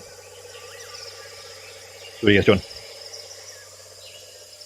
Well, I got some food wrapped for you if you want to eat it on the go if you're ready. I'm gonna grab some of the stuff, like the venison I had that I hadn't cooked, and cook it before we leave. It's probably gone bad by now. I mean, it was Thursday when you guys came in, and it's now Saturday, still just before noon, let's say on Saturday. And it was even before you guys teleported in. It was probably 3 or 4 days. It's probably been a good solid week, and the last 2 days of it being like.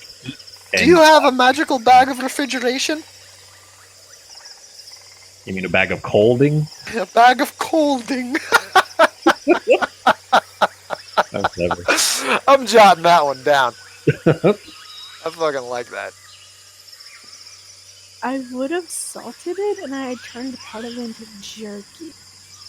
I mean, the drying process you could do if you have time in a Don't place. you need like a smokehouse dry. or something to like dry Well, you got to it out? dry it, yeah. And I mean, it's basically you build an oven essentially for that purpose, but it's not something you can just do while you're traveling. And it takes time. It still takes days. That is true. No, but before we left, I turned a bit of it into jerky at the kettle keep, and then I salted. I would say that you could have had some time to do so. Yeah, I mean, there was time you guys didn't Perfect. film these other things. So, And if I'd it's say jerky, you don't have to cook it.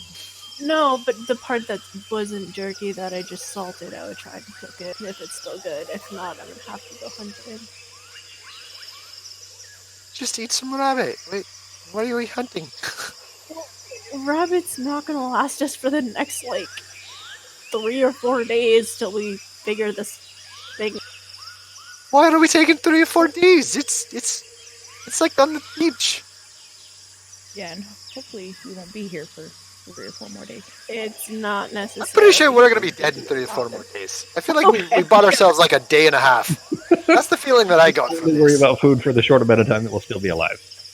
Wow, that's great optimism. That's what Pogo's saying. No, I'm just saying, like, if we're hanging out for 3 days not doing anything about this problem, I don't think this little. I don't know, never whisper. said we weren't doing anything about the problem. I said it might take 3 or 4 days to figure out the problem. All right, fine. Probably not. Maybe we should just go and find out. Pretty much. So what are you guys doing? You guys ready to go? Don't all speak at once. I mean, I'm ready Yeah. to go. Yeah, well, Ben said all of 3 words or so for this whole session so far. Well, we had a conversation. We had a Yeah, conversation. exactly. Still Two of those are while I was on the other channel. So He's not feeling so good today. Yeah. Aw. yeah, he told me he's got a cold still. I thought it was again, but that was a fucking month ago. oh, that makes 2 of us. I'm not feeling well. I had such a bad headache yesterday. It was not. Yeah, fun. colds don't last a month. He needs to get out No. of that place where the Mold. contributing factor to the neurological issue he was having. He needs to get out of there. You guys being there is a concern. Yeah. Anyway, then are you guys picking up and getting ready to go? That's my plan. Yep, whenever everybody else is ready. All right, 4 words now. Do you think? I'm ready. Right. So, do we have a fairly good idea of where we're headed? Yeah. All right.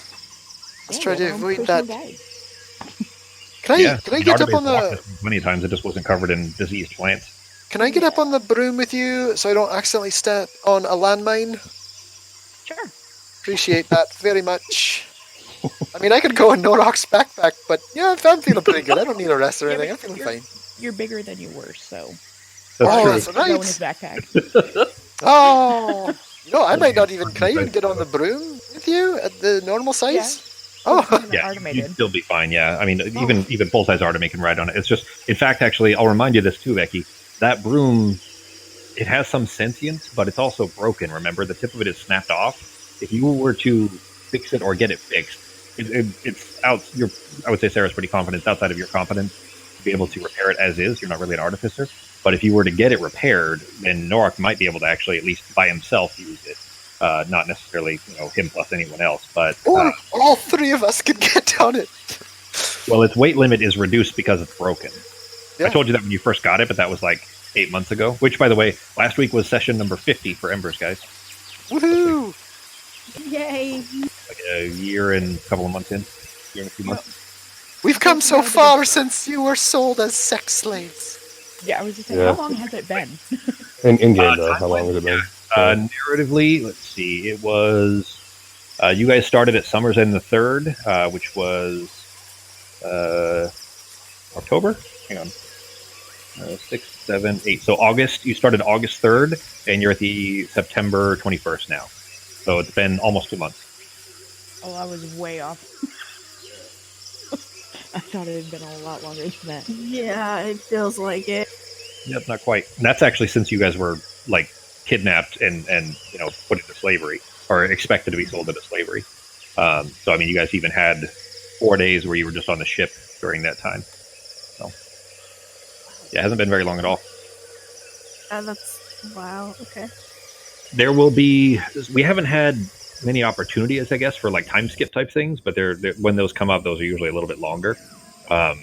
Basically, it can be boring if I just say, well, you've got the next 3 days, so what are you going to fill it with? That part would be fine, but I don't want to just do a time skip in the middle of a session. So it's one of those things that, like, by the end of the session, I'll let you guys know if there's going to be a time skip and for how long, so you can give me, tell me what it is that your characters would do to fill that time, for downtime type activities and so on. So just keep those in mind. But at least at the moment, we haven't had need of any. So. Okay. But you're gathering up and getting ready to set out. You guys make your way to the edge of the kind of ruined village area. The wolves and the worgen and wolves that are in the ruined part kind of take note of you and see you walking by, and they kind of just stop and in some cases a couple of them wave.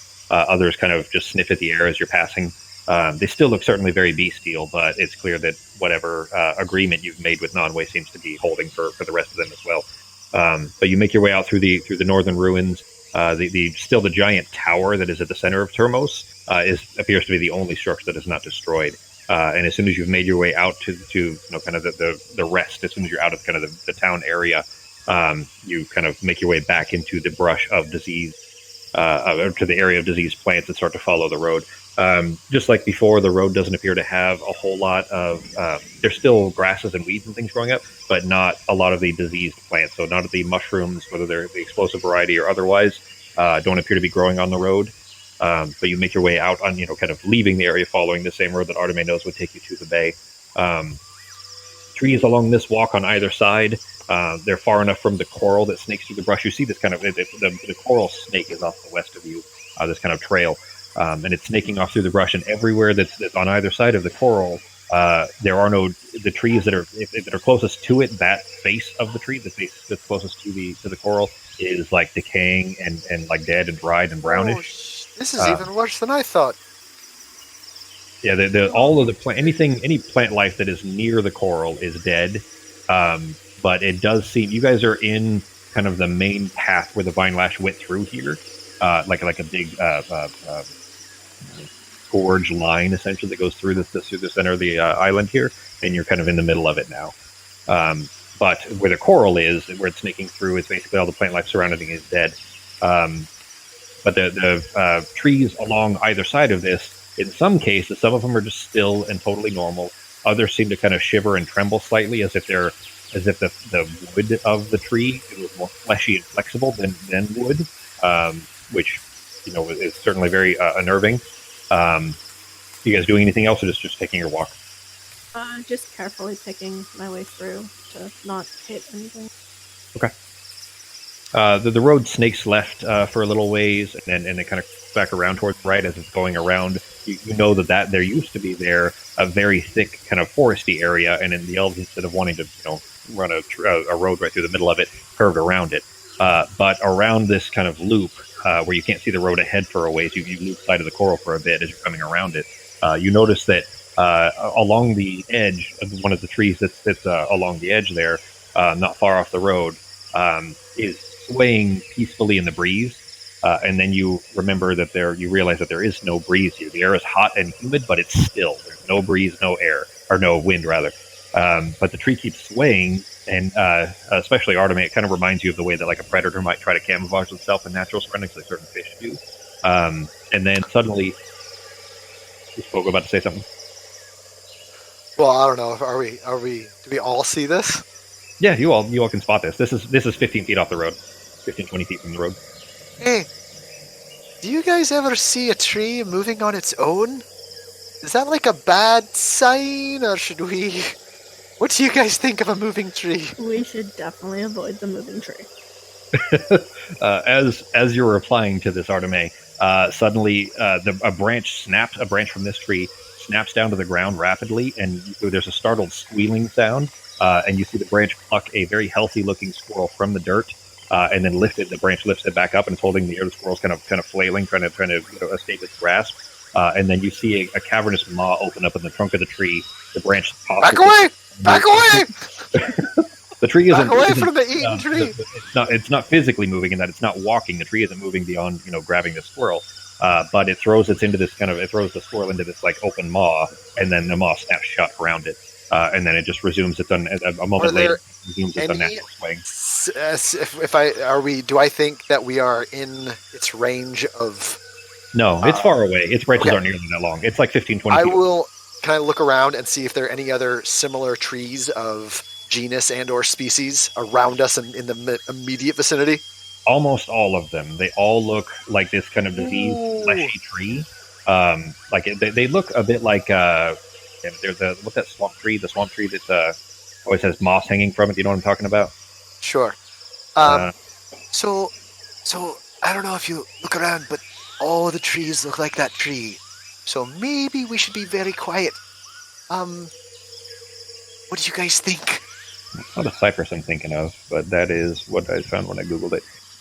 But yeah, it's not close to you, and they're not near to the road that you're on, nor near the coral trail. You're all further back from that. Right. So good to remember: trees will murder and eat squirrels. So I suppose as long as we're not squirrels, we might be okay. The branches didn't look strong enough to maybe a slightly smaller than pogo size. It might be able to pick up, but I mean, it did grab a squirrel. The branches aren't necessarily larger or strong. They don't appear to be. These aren't oaks. If it tried grabbing anything too big, the branch would break. In other words, the skin certainly seems to be more flexible, but it wouldn't be as brittle as wood, let's say. But yeah, it didn't look like it might be strong enough to grab any of you necessarily. I'm going to hold on to guiding bolts. I'm going to have a guiding bolt, and if I see any leafy limbs come at us while we're on the broom, I'm going to try to shoot guiding bolt at it. Okay. Like if they try to attack. You guys are still following the road? Sarah, you fly the broom, and I'm just going to keep an eye on for attacking these trees. Yeah, holding on to mage armor. Okay. Go ahead and put that up. Just remember, are you using the regular one, not your shadowy one? Yeah, because it's only been like 2 days, 3. Yeah. By the way, when you woke up this morning, your arm has not changed at all. The only time you saw a change was the following morning after you casted it last time, which was on. You casted it on Wednesday afternoon / evening, and your arm had changed a little bit Thursday morning, and it has not been changed since. It looks the exact same. Poking it still kind of sends those little lightning bolts up your arm, like the bolts of nervous, feels like you're shocking yourself. Like the skin is still sensitive, but beyond that, it hasn't changed. It only appears to have regrown after you casted it the last time, which was 3 days ago. Okay, well, noticing that then yes, it'll be the shadow. You give yourself your shadowy form? Okay. Yeah. Then in front of you, the kind of terrifying version of Sarah appears. You can't do that when I'm holding a spell ready. And on, I could have guided bolted you right to the face. Whoops. But you see Sarah kind of begin to go semi-translucent and purplish dark. Can you hold on to the broom while you're doing that? Do I need to worry? Is everything okay? Remember, your hand works normal. You have both arms when you're in this form, so you can actually reach down with your right hand and hold onto the broom now. Yeah, I'm good. All right. You hear, "Yeah, I'm good," like a very evil version of like a terrifying demon voice of her saying it. You shouldn't speak much. Just keep that to yourself, I think, might be. Oh, God. All right, so you guys make your way around this bend so that you can kind of get back to the other side where you can see the coral trail again. And as soon as you get to the other side, there's the moving tree that you saw that snapped away is like out of your view now. You don't see any other swaying around. Everything else, although very diseased, appears to be at least relatively unconcerned about your presence. But along the road, and the road kind of straightens out again and heading due north, like straight north now, straight towards the bay. This is the same road you've always been on. It's not different apart from the ecology surrounding you. But there is a row of bushes about probably 5 to 6 feet tall or so, kind of like a thorn, like a blackberry bush or a raspberry bush, all along the road. And it's like right next, like not where the trees and everything are much further back. These bushes are basically touching the road. And then just bush after bush after bush. Those were definitely not there when you were here before. But more importantly, in those bushes, all along, you see those same like fat white teardrop shaped fruits that are the last one you kind of inspected was trembling slightly. These bushes are covered in them all along. Okay. Are they in the middle of the road? Or are they blocking our path? No, they're on the left side of the road. No, they're not blocking your way at all. They're just on the left side of the road, like basically right on the like the shoulder of the road if it was a street, on just touching the left side. The way that you might plant bushes on purpose if you wanted them to look nice, but these look very diseased and have these fat white fruits like tremble slightly. Okay, I'm gonna say definitely avoid the trees or the bushes. And yeah, the bushes. And I'd almost want to set them aflame, but I don't have anything to do that with. We're in a jungle with a bunch of man-eating plants, and you don't have a flaming spell? I do. Set something on fire? The plants along As long with as the it's not shrubs too tiring or anything. What am I setting on fire? The Fucking this whole jungle! Well, no, not the whole jungle. Oh, okay, just kidding. Not the main. white That's not what I thought either. That was... Okay. I guess I'll use firebolt then. Okay. Just hitting like one of the bushes. Yeah, I guess that's what Artemis wanted me to hit, right? Was one of the bushes? Yes, please. Okay. You send out a kind of a spinning ball. There's this little mote of flame that bursts into this kind of wet, disease-looking plant. It explodes in the center of it, creating kind of a small fire there. And then over the span of the next 15 seconds, you see it kind of begin to die down and fire. Seems like this plant might be too wet for it to, from such a small, attempt. How many times can you cast that? How many times can you cast that spell? As many as I want. It's cantrip. Fucking burn all those little weird baby egg things. Let's just burn it. Were you trying to cutting it? I mean, if you were trying to hit the fruits, that's fine. You said the bush, so I assumed it was in the middle of the bush. The fruits are big. The fruits are what kind of a ball is this big? I know you guys can't see my hands, but like Grapefruit. I'm gonna say like a really fat grapefruit. Yeah, I'm gonna say like a disco ball. Is that how big it is? That's too big. Tire. Way too big. These are smaller. Like a really fat grapefruit, like a small pumpkin, maybe. Yeah, Ben Or had a it. baseball? Like a really fat, bigger than a softball. How many do you think she could? How many do you think you But could smaller light than up? mine. How many do you think you could light up with one of those spells? Just start throwing firebolt, firebolt, firebolt. You How could, like, could I you let do him? feel. I mean, it did do something. It just seems like you might have to keep it up for a little while if you want to, destroy anything significant. Well, do we see any? Does anything happen when she lights it on fire and it goes out? Do the white, large, moving fruit things? Do they do anything? Do they react at all? No, Um, some of the plant burns away, and that's it.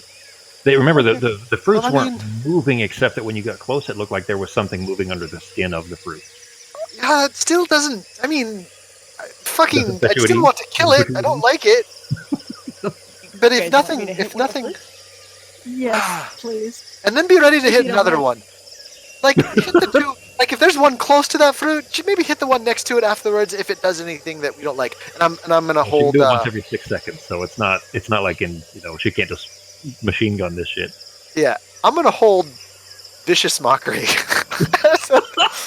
I'm just ready to talk shit.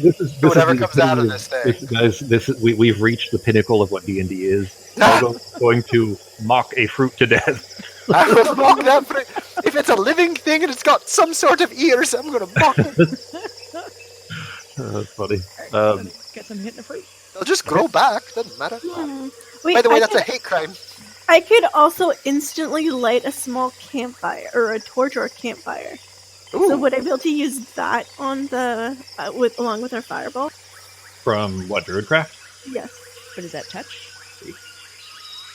No, it's up to 30 feet away range. Light stuff out of candle. No, it would be a small campfire. We're talking a spark. Okay, never mind then. You'll do sparks, yes. I mean, that might do something, but it wouldn't necessarily, because that doesn't do damage, whereas firebolt actually does damage. So I'm assuming it's a certain amount of explosiveness and heat. Okay, so what if I try and light a spark on the wood while she casts fireball at the exact same spot to light the Sure, spark? you try. Yeah, I mean, the wood isn't the fruit. The wood would be part of the bush. Okay. So would that mean she Fiber, rolls then. fireball with advantage for the health of Firebolt. Not really. Yeah, Sorry. fireball would obliterate this entire row, but she's just sending a firebolt, which is like a small. Sorry, firebolt. Yes, wrong name. Sorry. You're fine. It wouldn't be enough to give it really advantage, though. That's too small of a spark to really do much. If it was something like if you had, this is just throwing an idea out there that you wouldn't necessarily be able to do here. But if you had something that was like a gas cloud, and you were going to ignite it with your Druidcraft, then you could, because a spark would be enough to ignite something like that, but not Gotcha, okay. in open air like this. But you send off another firebolt, this time aiming at one of the fruits.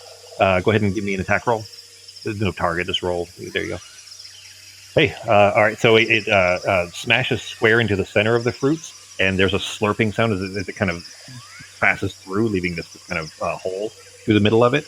And then there's an eruption as it blows on the inside, and the fruit just explodes, splattering this kind of white fruit flesh over the bush, the bush rather itself, and it just sits still.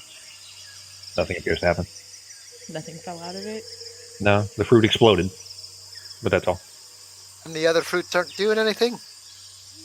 They're mourning their dead fruit friend, but apart from that, no. Right, so Darn maybe it all. not all of them have something in it. Maybe just like some of them have like worms. Maybe. You haven't. What's You're on not the- close to, like what's on the you other thought of side? moving Far away. Not What's here. What's on the other side of the road? Do I see anything weird on the other side, or is it nothing? It's just the same kind of plants that are around the rest of it. This is just basically a row of these bushes along the left side of the road. It's not stopping. It's not impeding you in any way. You guys can literally just walk down the road to keep going further north. It's just on the left side of the road are these bushes with these plants, which I will point out, by the way, when Arteme found, when she noticed these fruits before, they were growing in trees, not this bush. Yeah. Don't Yeah, like that any is of it. extremely weird.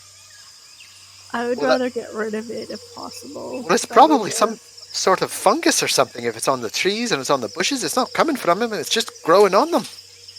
Yeah, the problem is that I'm assuming it's going to take a really long time to get through all this, and we don't have a whole lot of time. There are probably a dozen on each bush, and there's 10 bushes plus. Oh, Yeah, okay.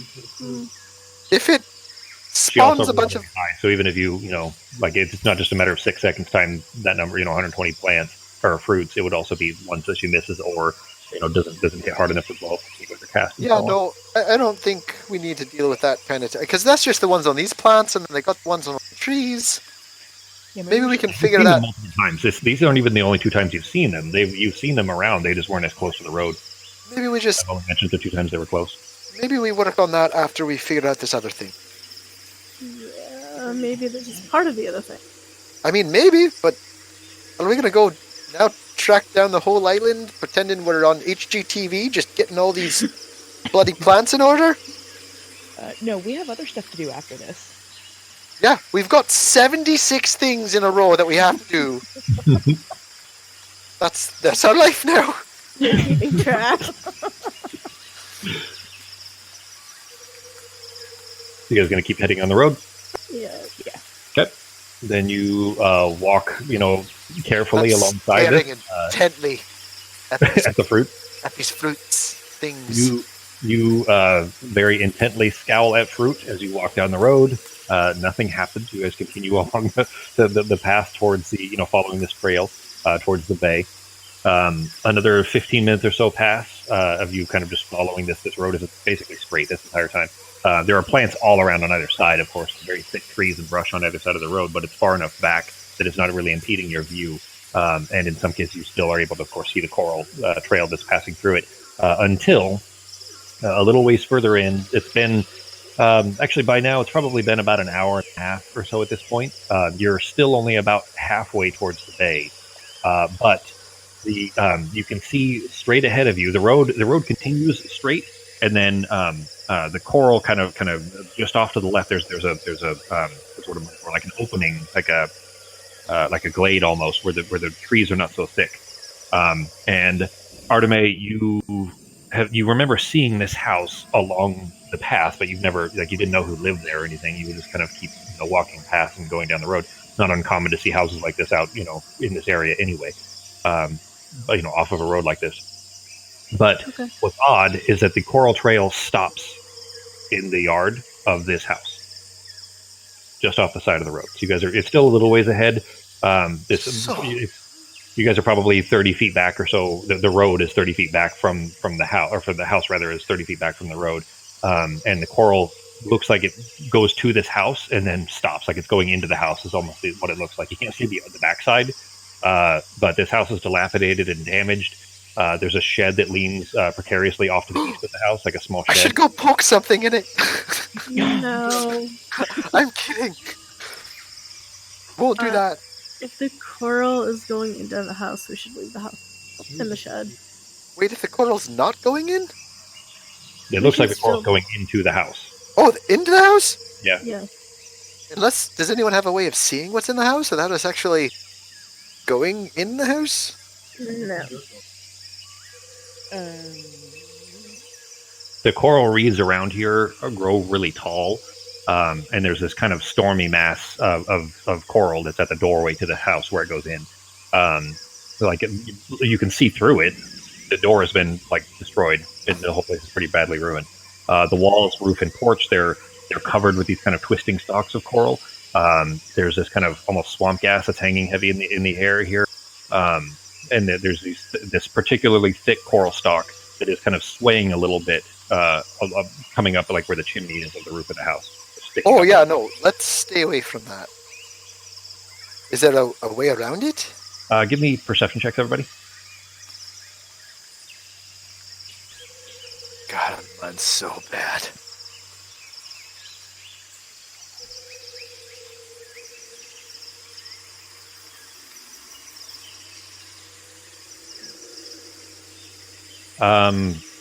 Pogo and Norok, you guys pick up the faint sound of little yips, little crying coming from the shed to the right of the house. We don't have time for more things. The road is pretty dense afterwards, and the coral definitely goes. It looks like it goes straight into this house. So, Do you say that out loud? That we don't have time for more things? I don't think we should. Last time we heard crying, we got sucked into a very. It doesn't. Sorry. It's less. It's less. It's not humanoid crying. It's more like that. You guys heard that? Yeah. No, I don't. I don't care. Do you? Do you care? If one of you guys, I mean, I'll back you up, but I don't know. That doesn't seem like something that's important, really.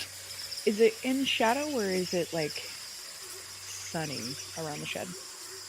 You guys have only been walking for the past hour and a half ish. So it's right now it's about noon, so the sun's almost directly above you.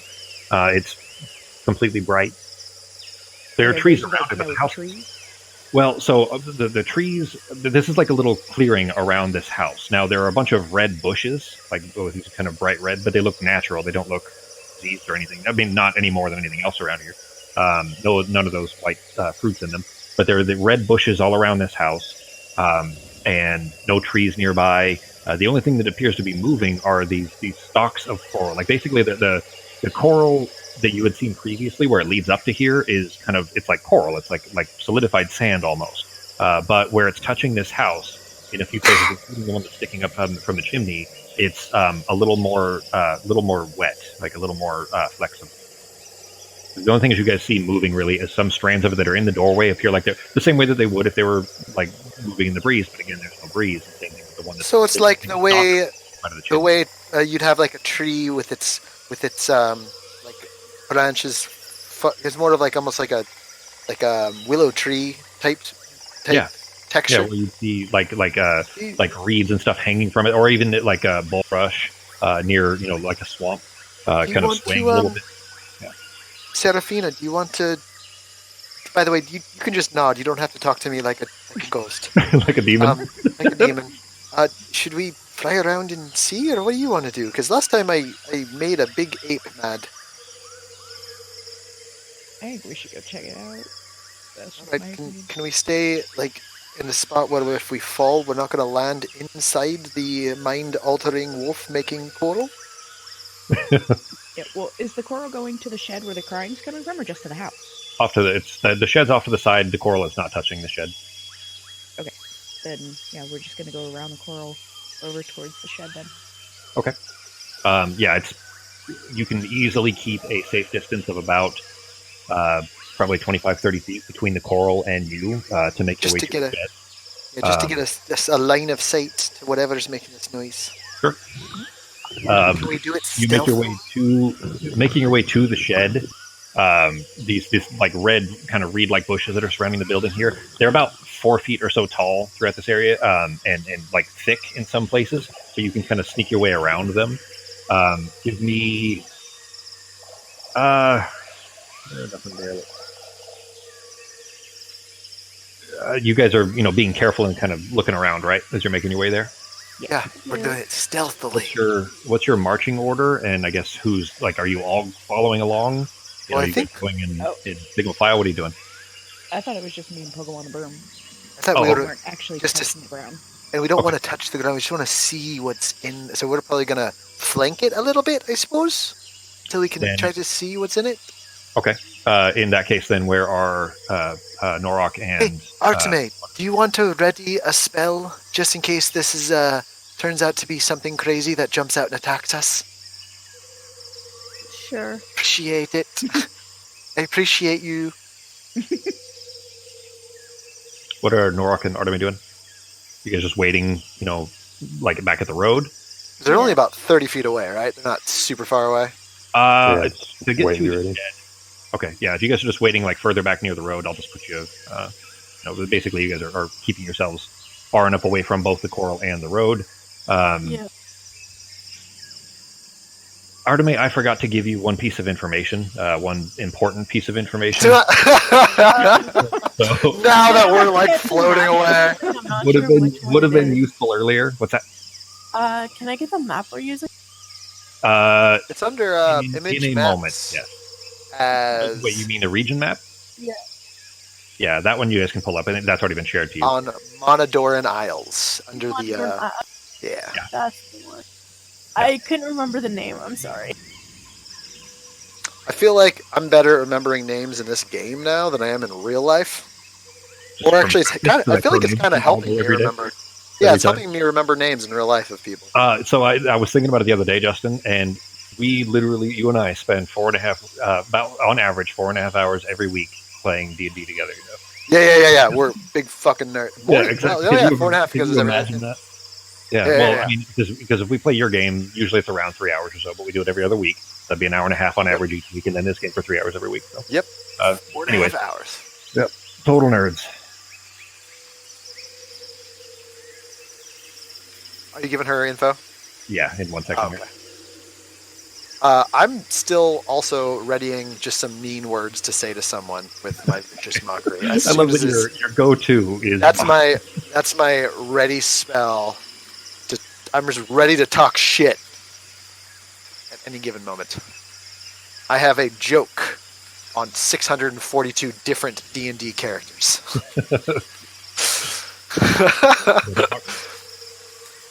All hooked up to a soundboard. Just hit one button.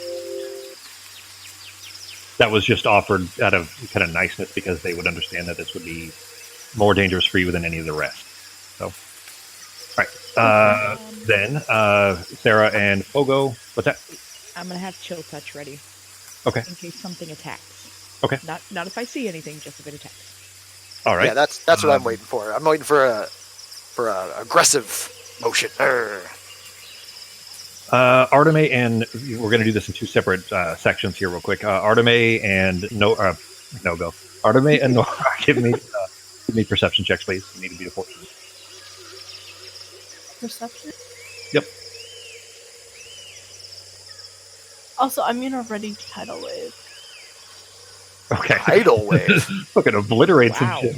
Jeez. Tidal wave is huge. It's one of the only spells I have right now. Hey, it's gonna be useful to coast. You got a lot of cool spells. It's just a matter of which ones you choose to prepare for any given day. Yeah, choosing and trying to figure them out one at a time. It's a long. It's okay. It's not as big as the areas I was thinking because that's still huge for being useful. I was thinking it was like a 40-foot wide line, but it's a 10-foot wide line that's 30 feet long and 10 feet tall. So holy crap! Yeah, it's still huge. It's just Are we not. Trying to sink a boat? Pretty much. Arteme, actually, both of you. Yeah. Okay. I'm gonna text it to you guys, or in chat here.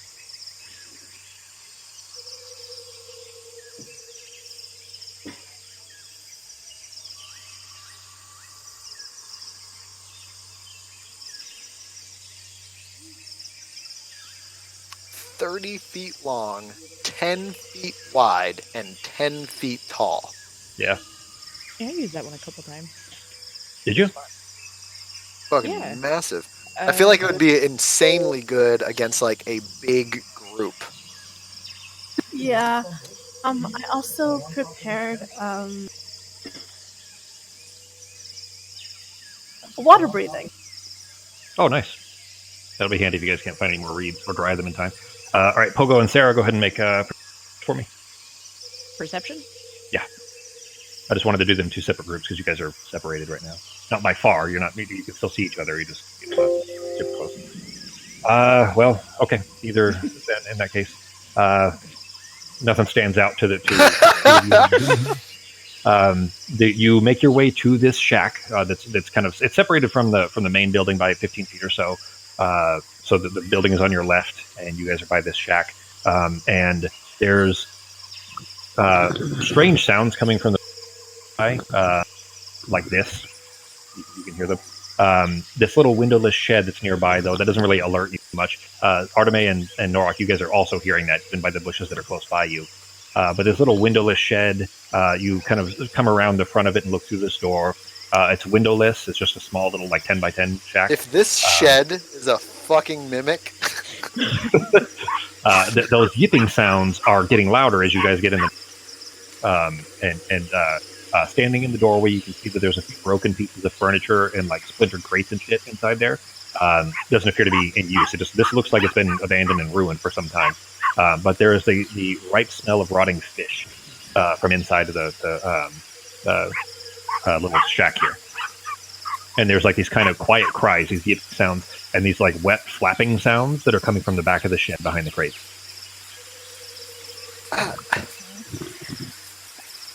There's nothing else in there that we can see.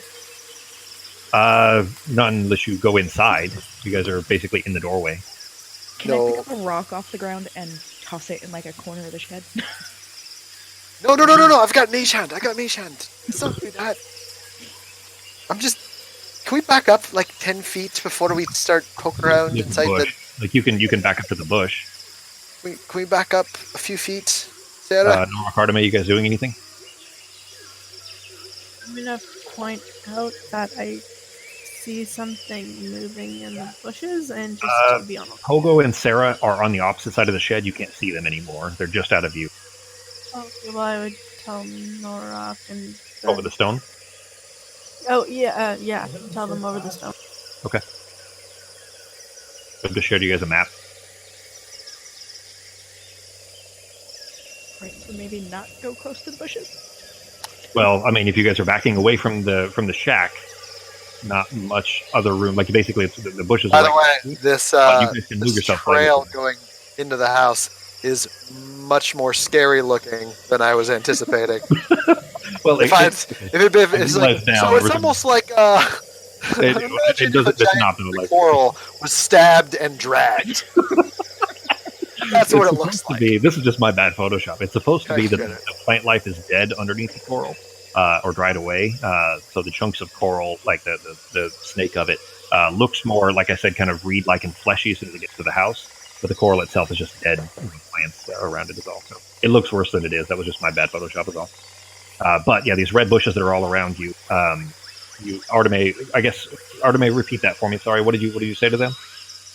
I'm going to tell them to be careful that there seems to be something moving in the... What are you guys doing? Back up? Should we back up? By the way, the slurping-ish sounds are coming from bushes. You're hearing these. Oh, so the bushes to our right? Yeah, whereas the yipping sounds are coming from inside of the hut. They're all quiet. They're not super loud. Should we stealthily go up and see what's on the other side of this? I mean, it's probably going to be a wolf. It's going to be one of those rabid wolves you're telling us about. When you look into the bush, though, after Arteme says this over the stone phone, you look into the bushes, and it looks like it looks the way that something might if something was swimming through bushes. Very, very odd. Like it's a very fluid motion through these bushes.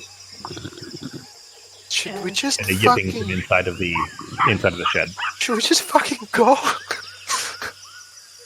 Oh, I didn't put it on the map. The coral continues after here, but you can't follow it. The coral goes into the heavy brush outside of the house. Oh, so like the path ends? Like this is the end of the path? That for as far as you can see, yes. It ends here at the house. Do the things swimming through the bushes like they're watching us? When you turned and looked at the bushes, and now they're still. And you're still hearing the slurping sounds coming from the bush. Right, so I'm gonna turn sideways and just kind of like out of the corner of my eye, keep my eye on the bush, and just like move a little bit backwards, like over this way, and see if it follows me when I move. It does not, because you're still staring at the bush. It doesn't. No, I'm not looking at the bush. I'm just kind of looking at it out of the corner of my eye. Oh, I see.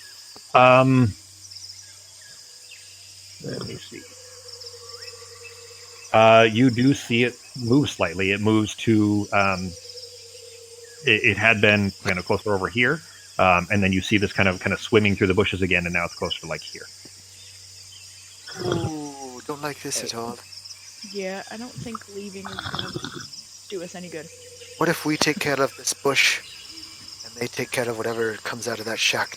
Should we set up a surprise attack for whatever comes out of that shack? Sounds fantastic. I'm gonna Rocky Talkie it back. All right, guys. Pineapple. You have to say pineapple. Pineapple. There's something in this tree, and it doesn't feel friendly. Can I run like a nature check to see if it feels like it's just gonna attack? Like if it's a beast. I would say nature's fair. Yeah, go ahead.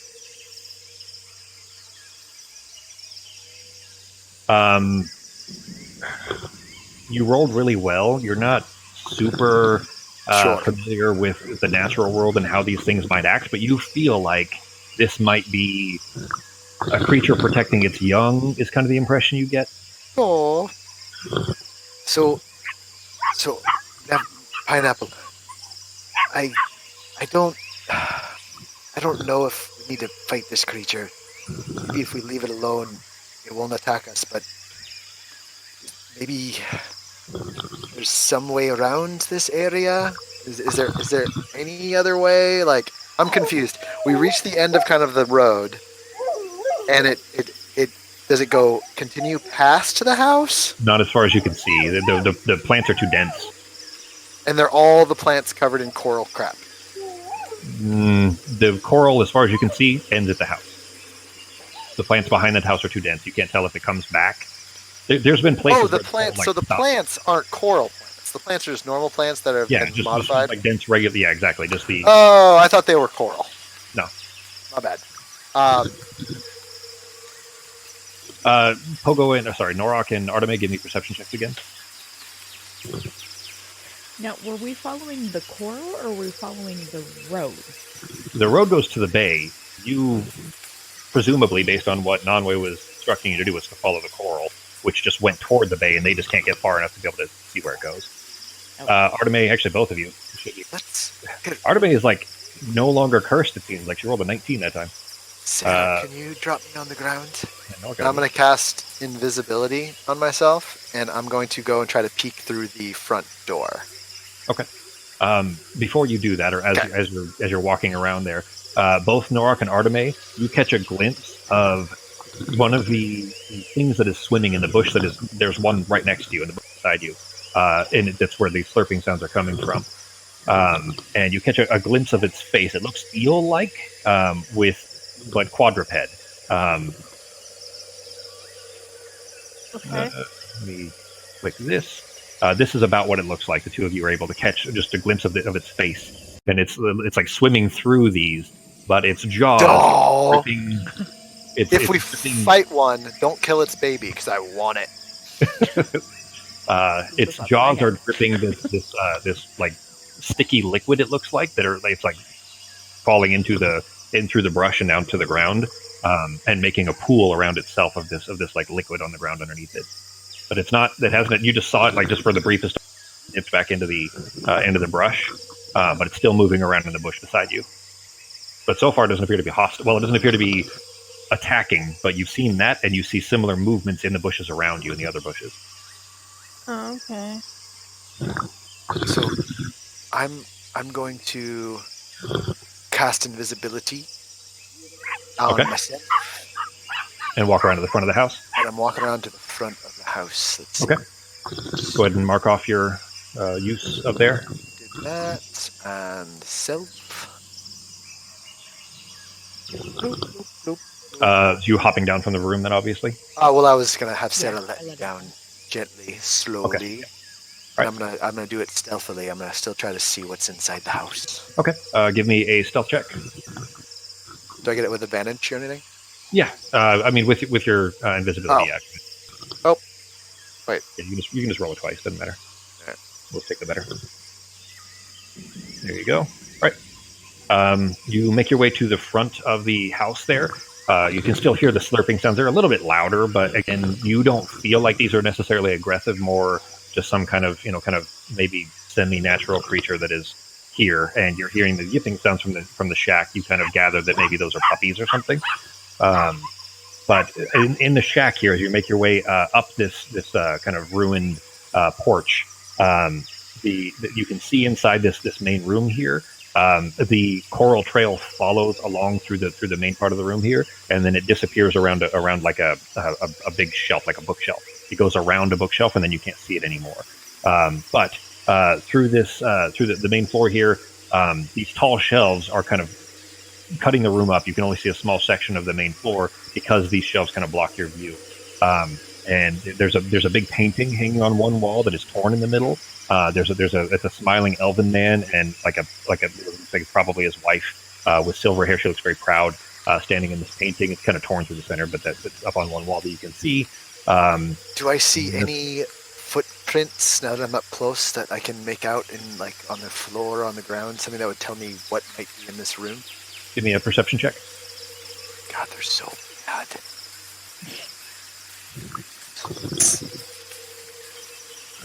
How high off the ground is Arteme? Or sorry, Sarah on the broom? No footprints you can see. 5 feet. 5 feet. Okay.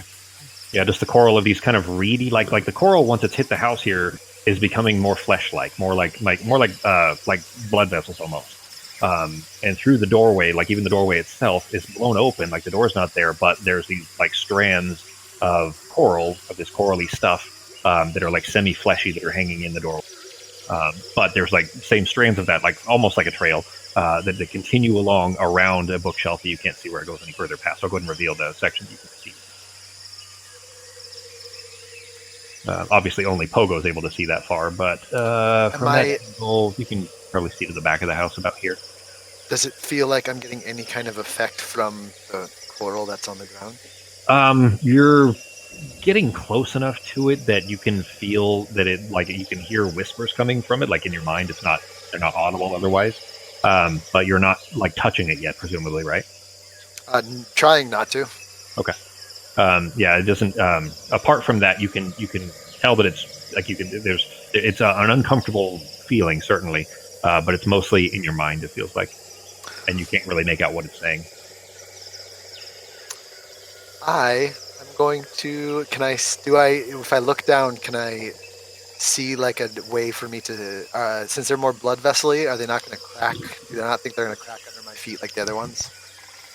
Yeah, they don't look like they would. They look like they're probably flexible enough that you could, kind of push them out of the way, maybe. I am going to try to stealth into the house. Try to peek around this corner as well. Okay.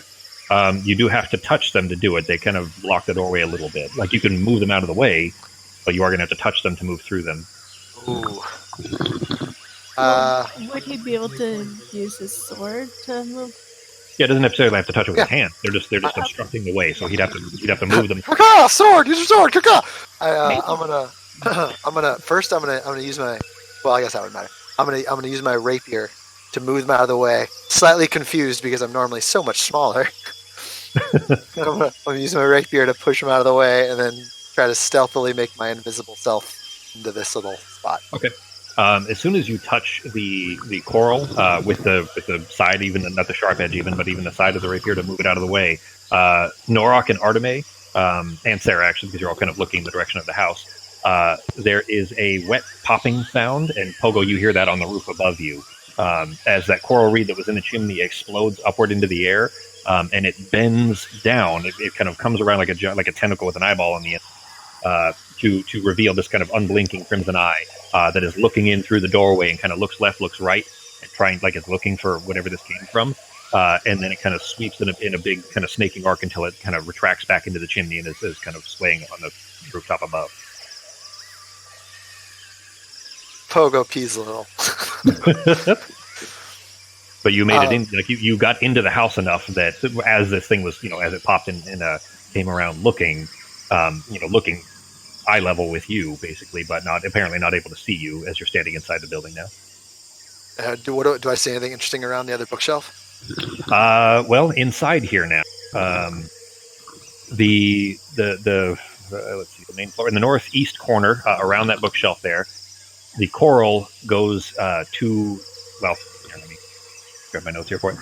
The coral reeds they're kind of becoming this slowly undulating mass that trails off into the cellar by these makeshift stairs in the corner. The whispers are louder in here, like they're echoing almost, it feels like, in this room, despite them not being audible, but rather in your mind. And they occasionally come off as this kind of rhythmic chant.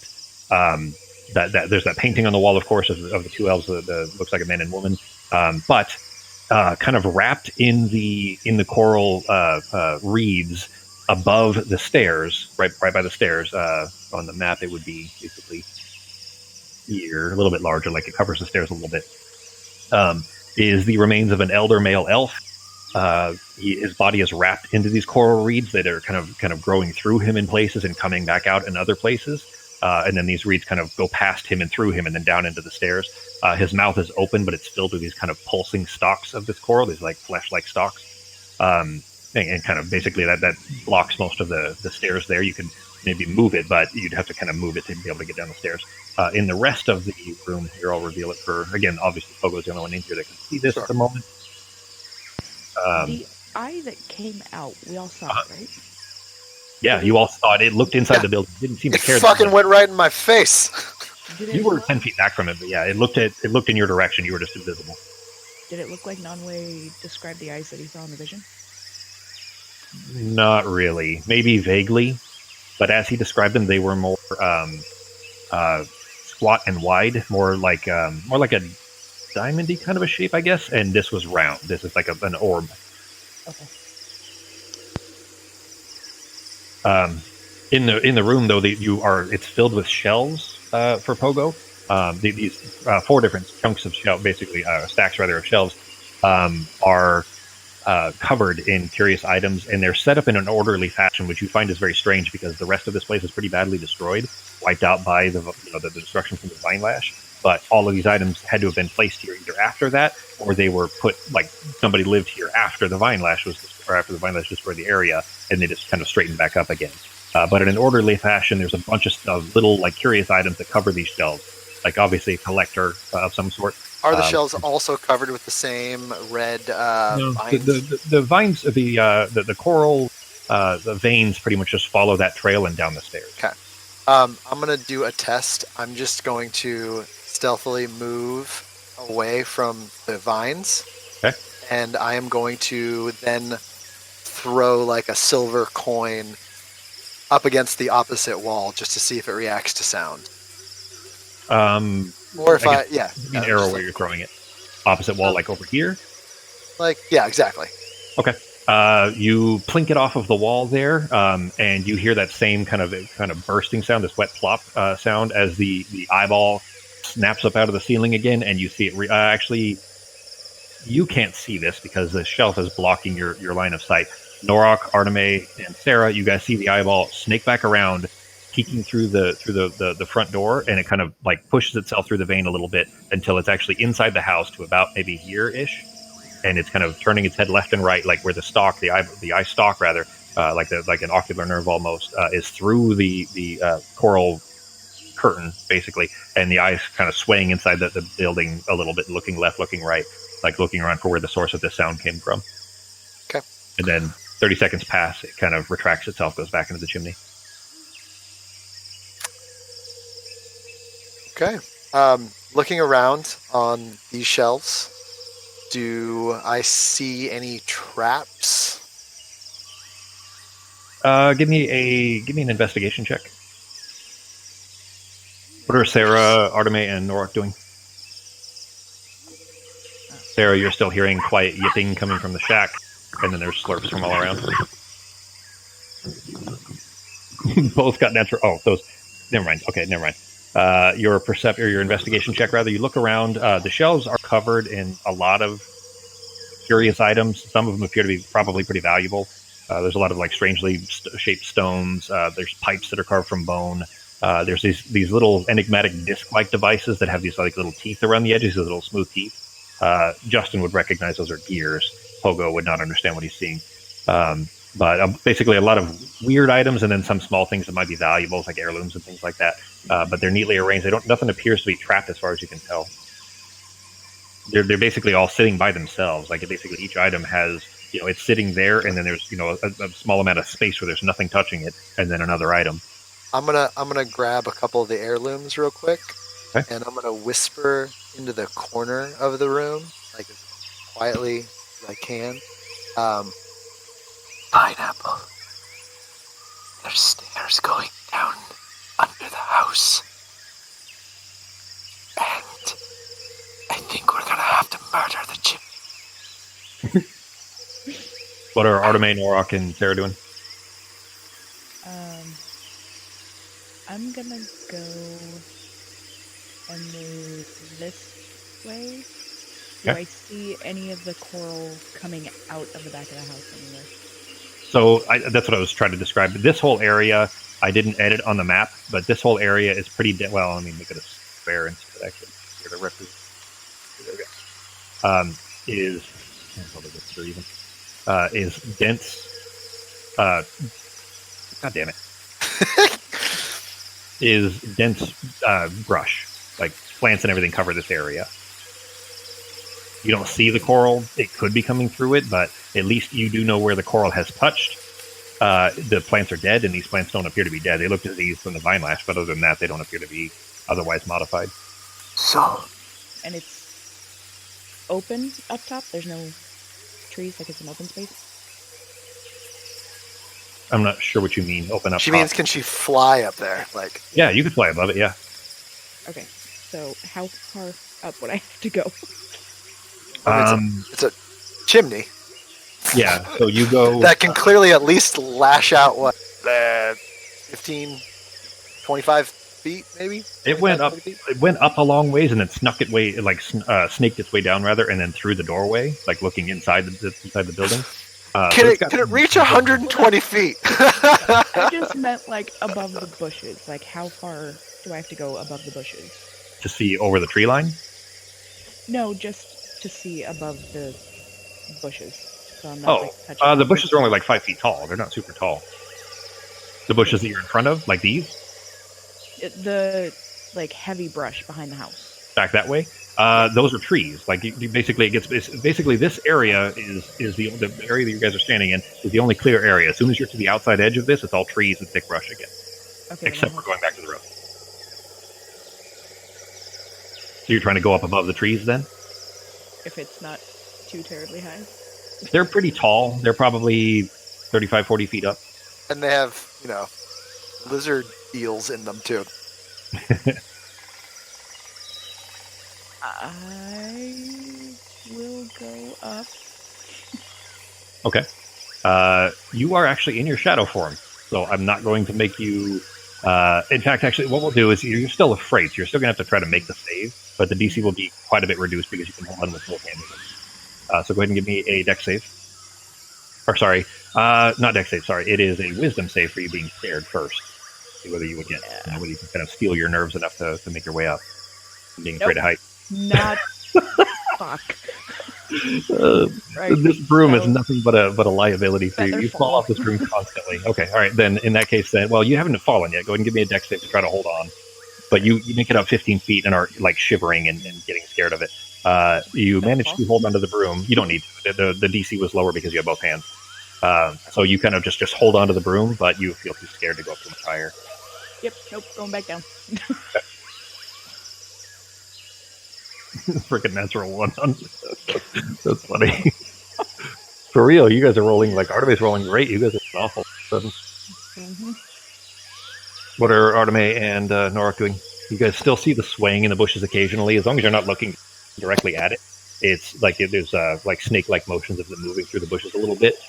Both bushes that are nearby you see that movement in, including the one that's back behind the house there, or off to the left of the house. But you saw that eye stalk pop out twice and look in the building like it's looking for Pogo. It apparently didn't find it, as far as you can tell, and you haven't heard Pogo scream yet. So, what are you guys doing? I think, as soon as we start, Pineapple, if you guys want, I can create a diversion to get the creature from the big giant stalk eyeball guy to come inside, and then when he's inside, I'll attack it, and then you guys can all attack it at the same time. Maybe we can take it out quick. It didn't look. I'll tell you this too. That when you saw it, when it was close to you, because you didn't really see it the second time you just heard it. When it was close to you, though, 10 feet away from your face, it didn't look healthy nor difficult. Like you felt like if you could get close to it, you probably could have just ripped the eyeball off the stalk or cut through the stalk easily. It looks pretty flimsy. Diseased almost, like the rest of the plant life and so on. Pineapple, disregard. I'll take out the eyeball, which will probably be very difficult to do. But I'm brave enough and strong enough. Because you feel like So all you guys have to do is just worry about the creatures outside. Maybe I can kill this guy without alerting the other thingies. Pineapple, over.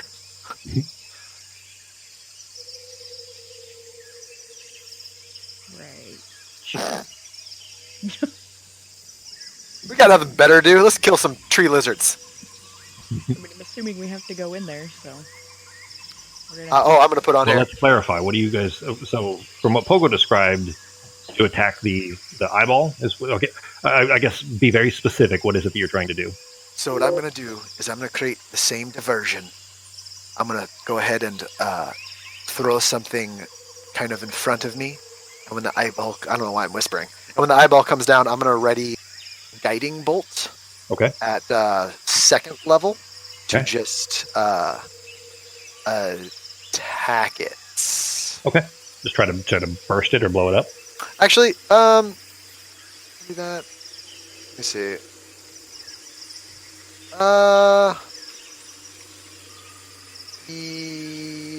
Yeah. I'm gonna try to burst it, destroy the eye when it comes around, when I see it.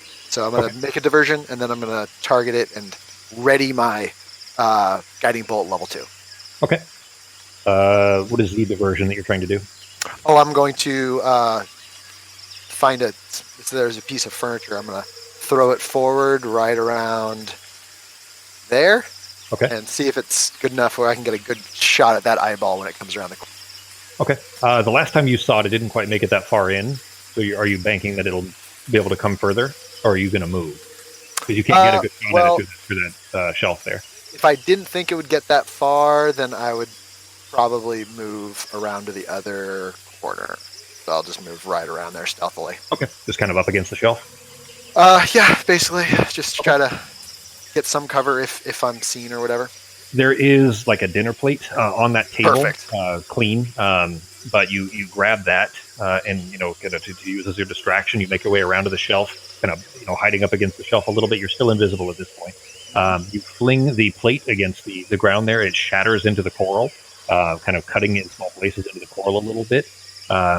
And as soon as you do, there is that kind of popping sound again, and the eyeball kind of snaps around through the front of the door there, through in front, like directly in front of you, until it makes its way about here, kind of snaking left, snaking right, looking back and forth. You can go ahead and try to hit it with your guiding bolt. I would very much like to hit it with my guiding Go ahead and make an attack roll. AC is 15, so.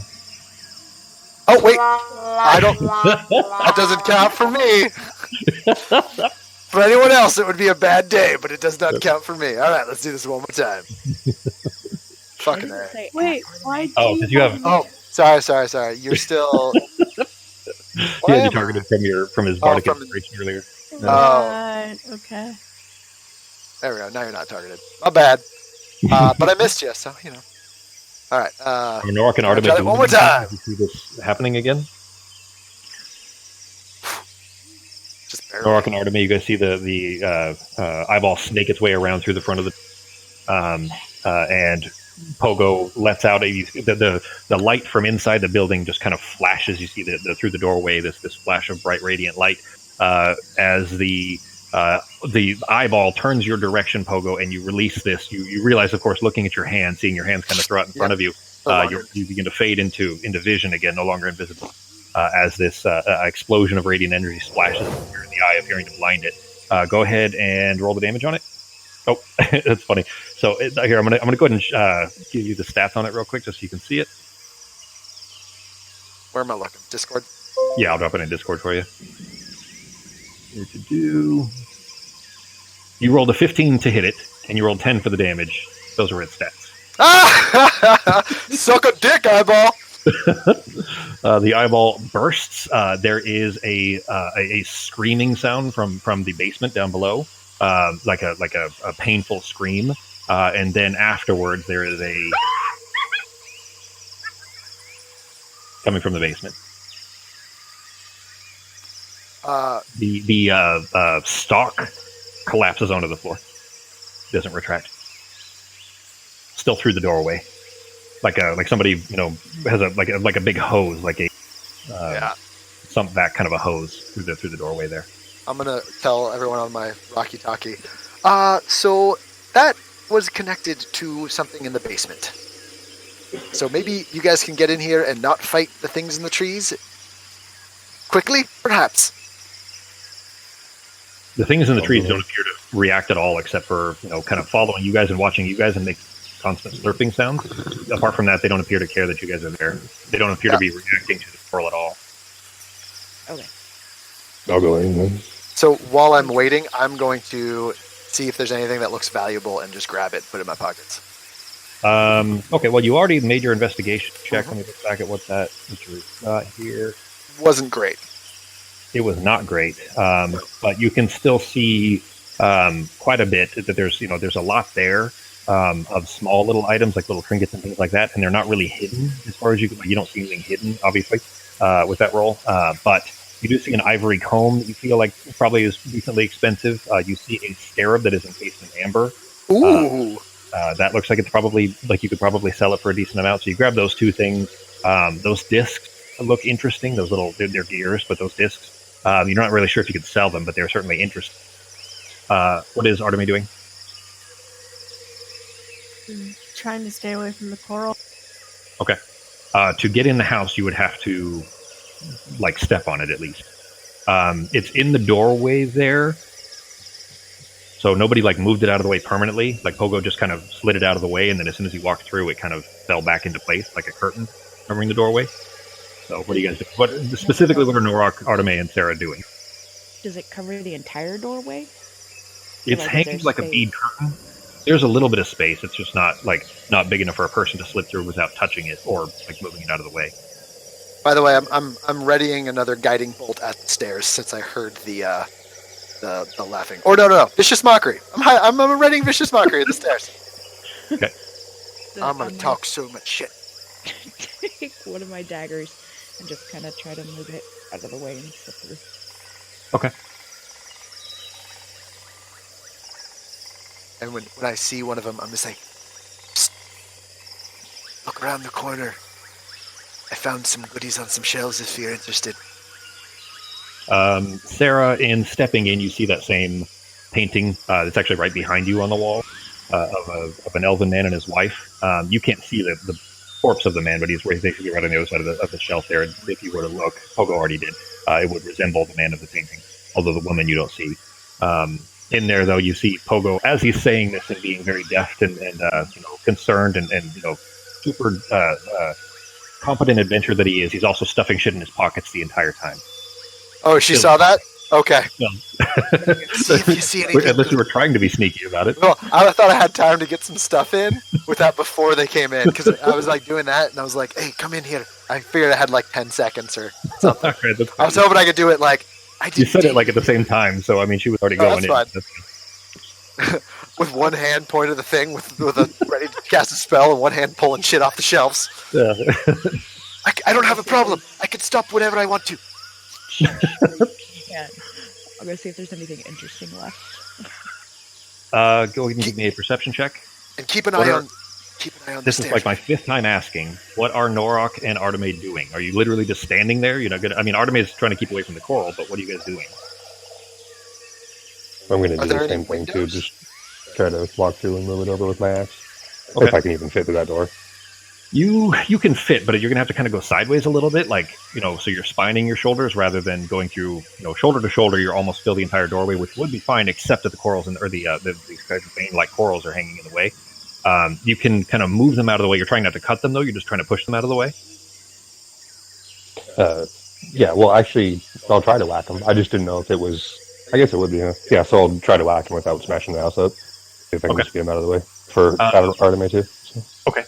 When you're approaching, you notice that when you've stepped into the coral, up here-ish, to get towards the doorway, you do look down. You see that your boots are kind of glowing red slightly, the same way that they were when you were invisible in the camp, and they were glowing when you touched it.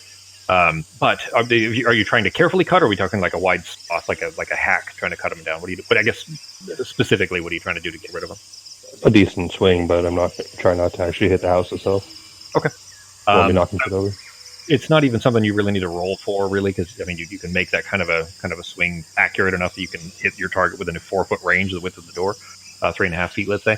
But you hack through the kind of vein-like coral, and where it cuts through, they separate the way that you'd expect, like swamp or seaweed and stuff like that, like kelp almost. Cut through them, and they kind of slap onto the floor, like almost a wet kind of a sound. There's no blood pouring out of them or anything like that. They're still coral as far as you can tell. They're just a little more fleshy here. but they've kind of collapsed into the floor where you cut them away, and they're just kind of still. They're not moving. Do I notice Artemis' trepidation in coming in? You can't see Artemis yet. Norak's kind of Okay. blocking the doorway, and you're also not in a decent angle to be able to see her anyway. But Norak, you've cleared the way. You can go in. Okay, I'll go ahead and head in and hop over it and Okay, just move up towards Serafina. Way through it. Not standing it. The coral's not crunching under your feet. It's more like walking through wet grass. Like it's just kind of slurping a little bit until you're inside. Same thing. You see that painting on the wall there. Sarah, for your check there, while you're looking around, there on the bottom shelf in that corner over there, where you were looking, you do notice that these all the items that are on these shelves are very evenly spaced. They're all like basically there's 4 per shelf, and they're sitting there very evenly. This is clearly a person who loves to collect, and that these things are important to them. But there's these spaces where things that obviously had been there previously, and maybe there's a little bit of dust surrounding them. There's just a little hole where there is no dust, that something obviously has disappeared from this space very recently, like maybe within the last minute, that have been maybe stolen and stuff in pocket somewhere. What did you roll? I mean, it's obvious. It's clear that there was all these things are sitting in individual spots, and just some things are missing. Only a You few. can tell that there's elvish fingerprints with more than well manicured nails. But she did roll it. But the bottom left corner of that shelf down there, there is this kind of small box that would otherwise almost appear hidden, because you wouldn't really notice it when you see all the way that it's arranged. Basically, it's not necessarily hidden so much as it's not doesn't stand out at first at the back of the shelf there. But when you grab it and kind of lift the lid open, it's just kind of the inside is an ornate wooden. Basically, there's like an ugly kind of dirty box that looks like it's a storage or something. When you open it, though, inside is a very small ornate, like a jewelry box, like a ring box kind of a thing. And inside of it are 3 exquisitely cut sapphires that look very valuable, as well as a small pearl that is a little bit dull, but you can sense, you can feel a certain amount of electricity coming off of it, a certain arcane energy coming from it. It's below your passive. It's obviously very powerful. Okay, I'm gonna stick them in my bag for now. Okay. And then I'm gonna go over to Pogo and be like, "So, what'd you find on the shelf?" Shh. For all I know, there might be a giant ear at the bottom of that thing. As soon as you come around that corner now, you do like just what you would say when you were here-ish and coming around to talk to Pogo, you see there's a corpse that is wrapped up in the coral right here, kind of blocking the stairs a little bit. Yeah, It would probably draw your attention, which is why I'm pointing it out. So I haven't checked to see if he's alive yet, but I'm betting on no. That's great. So, what'd you find? Oh, look at this. I found a comb, which I'm sure you could use for your beautiful hair. And I found, looks like a beetle. And some strange, large metal objects. Okay, does the scarab look like the scarabs we found in Zetsu's tomb?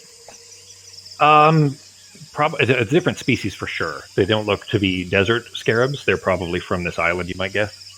Okay, so They're not island good. scarabs. More, forest kind of beetles, like a horned beetle, rather than the kind that you might find in the desert, like the scarab styles that you found a few of there. In fact, I think you still have some of that stuff, some of the stuff you guys robbed from that tomb. Probably. Yeah. I thought we got rid of that stuff.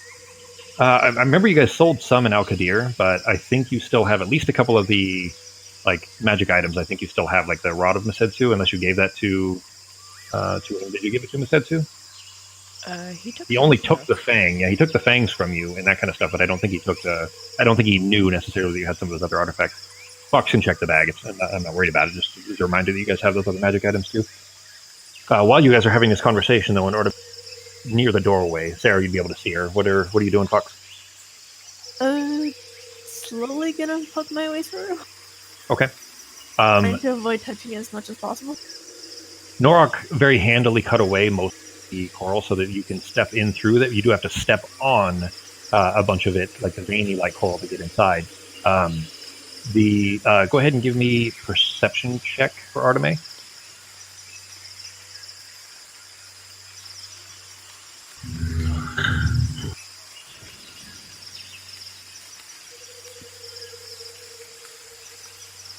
15. Okay. The painting. Step in. You recognize the man on the painting.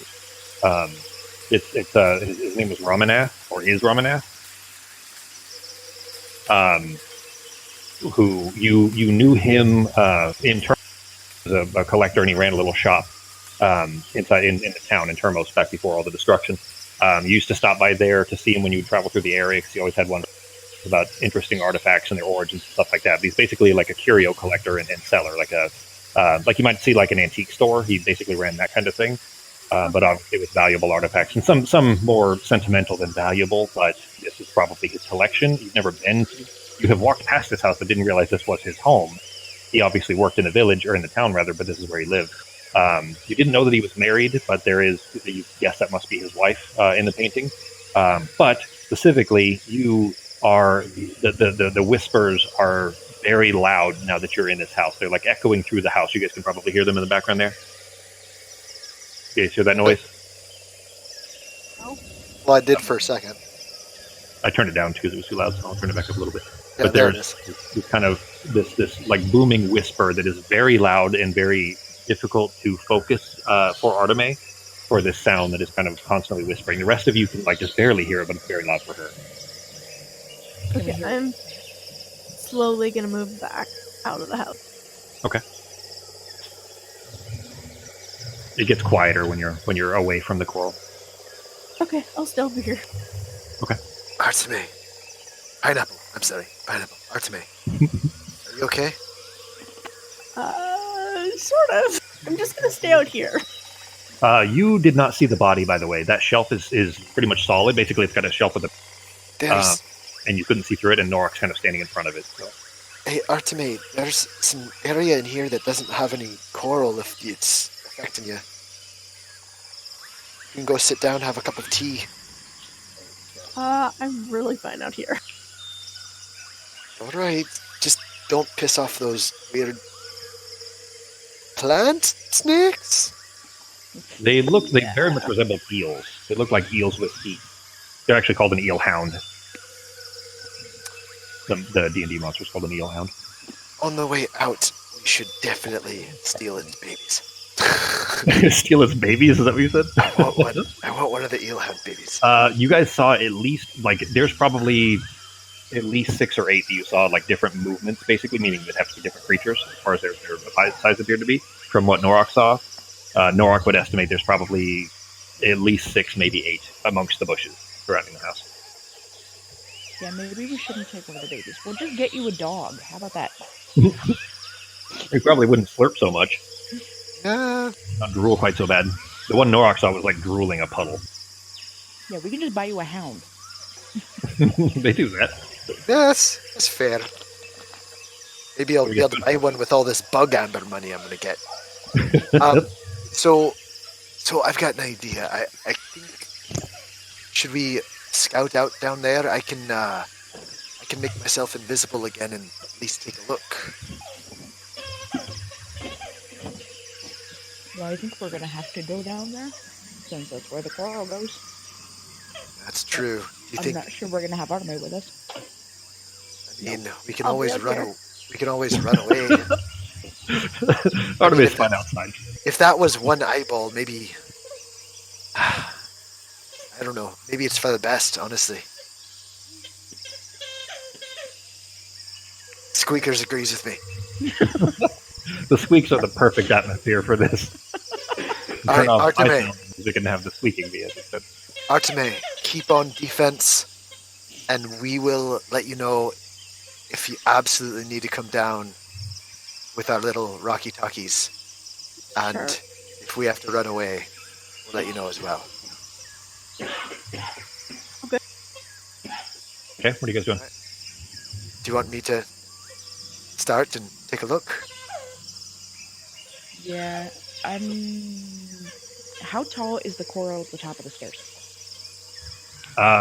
The stairs are blocked by this. As soon as you come around to take a better look, it is an elven male that is wrapped up in these coral reeds and then the reeds kind of go through him and then descend into.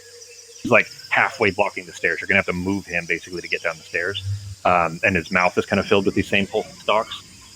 He's not moving. He's clearly dead. He's very, very dead. He's just kind of grown through with these like almost blood vessel looking stalks of coral. Can you cast Mage Hand? Because I can cast Mage Hand. Maybe we can push him out of the way. We can try. I mean, I'm fine trying. I don't want to touch it. Do you want to touch it? No? If the coral, tell you what, if we kill the coral and the coral dies and stops wriggling out of his mouth, then we can go through his pockets and steal the stuff. Sarah was clearly worried about looting him. That's why I'll go ahead. All right, so I'm gonna drop my ready guiding bolt, and I'm going to create my little mage hand. When you do that, by the way, you do know that still costs your spell slot. When you ready a spell, you. Oh, I did not know that. So. Yeah. I mean, I'll give you that one. You didn't end up. Yeah, now that I know, I will not be reading it. Yeah. I thought it was. The spell. No, to ready a spell, you're casting it, and then as soon as the trigger fires, that's when you release it to release the energy. That's all. Got it. Well, hey, at least I only actually. You only did it once, and you didn't use it. You did it the first time where you actually eyeball. Got it. So, but we won't worry about the second one. Well, I appreciate the knowledge now. Okay, so I'm gonna just cast Mage Hand, and we're gonna try to scoot the body out of the way of the stairs. Okay. Both you and Sarah pushing it over to the side. Yep. Okay. Sure. So that's 20 pounds of force between the two hands. It's 10 pounds each. With those two, you're able to kind of push it out. You guys are standing on the coral to do this now, and the whispers are louder for you. So like you can actually hear this noise that I still have playing in the background. You guys can still, right? No, I just hear squeakers. Then, I mean, as soon as I notice, I'd probably step back a little bit. If I well, I mean, it's not. It's basically anytime you stepped on it, that's what it sounded like. It's not worse. Got it. Okay. But it sounded the same when you stepped on when you're coming through the doorway and everything. But you kind of push this desiccated corpse off to the right a little bit, enough to kind of reveal the stairs. What is Norak doing? We know Artemis good out here, so she's fine. But what is Norak doing? I'll just go over and, if I need to, use my boot and kind of help him kick the corpse over out of the way. Well, so the reason I ask is kind of that. It's that the two of them can push it out of the way enough that they can kind of slip by with their backs against the wall, but you're too big to do that. Like, you're going to have to do a little more force to move the corpse for you to be able to get by. So are you going down, or are you staying at the top of the stairs and letting them go down on their own? I will kick him out of the way so I can go down the stairs if I need to. But I'll also look and see if I even fit. You'll definitely fit if you just move him.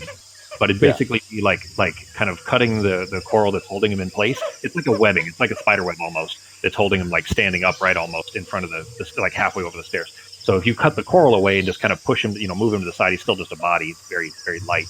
So you can just set him aside to do that. But are Sarah and Pogo going first, and then you're doing that, or what's the order here? I'll go ahead and get him out of the way. Just whenever I don't, take a chance on hitting them.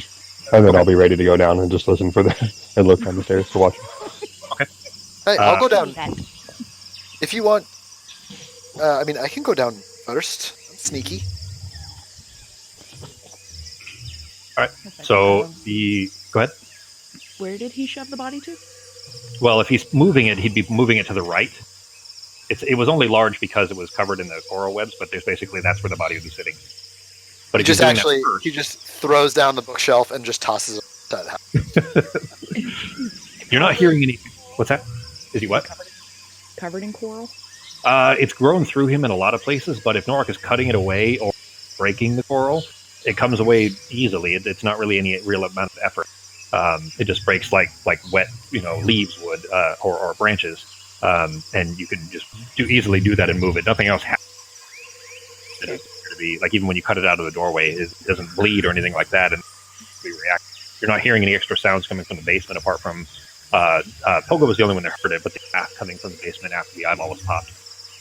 Okay, then if I can search through his pockets without touching the coral, I will. If not, I will use my mage hand. Okay. Maybe Pogo's rubbing off on Sarah. There you go. Looting corpses here. That's a great idea. I'm actually, since I still have mage hand up, that's really smart. In one pocket is you find a key. Go ahead and give me an investigation check. He's got a wedding ring on one finger and a key in a pocket. And then if there's anything else to find, it was not in an obvious place below your passage. Not really. I mean, it's basically he's got a couple of in a pocket, silver and 1 gold, so nothing of any major import there. And then that key that when you pull it out and look at it, it's a little, old, like well used. But you're guessing probably goes to maybe his shop in town, Hermos, or what it had been anyway. You don't know if he has used it, but maybe he keeps it for sentimental purposes or something of that sort. Shop up, run for some time since town was destroyed. And his wedding ring. That's about it. I will leave the wedding ring and take the key. And I will take the wedding ring. Okay. So you have those. With the body out of the way, the stairs are clear. There's still coral all over them. Like you're basically walking on wet leaves going downstairs, so it's a little bit slippery. But you can, make your way down the stairs if you're going to do so. And I am trying to do it very stealthily. Okay. I mean, I know we just blew up an eyeball, but... Go ahead and give me a stealth check. Or anybody else that's going... Are you guys similarly trying to be careful and stealthy about it? Yeah. Go ahead for Norok and Sarah. Arteme, the whispers from the coral are getting louder. You're standing next to it outside, and it's getting louder out there now, too. Like the whispers are okay, you just backing away from it? Yeah. Okay. Give me a wisdom save on Arteme.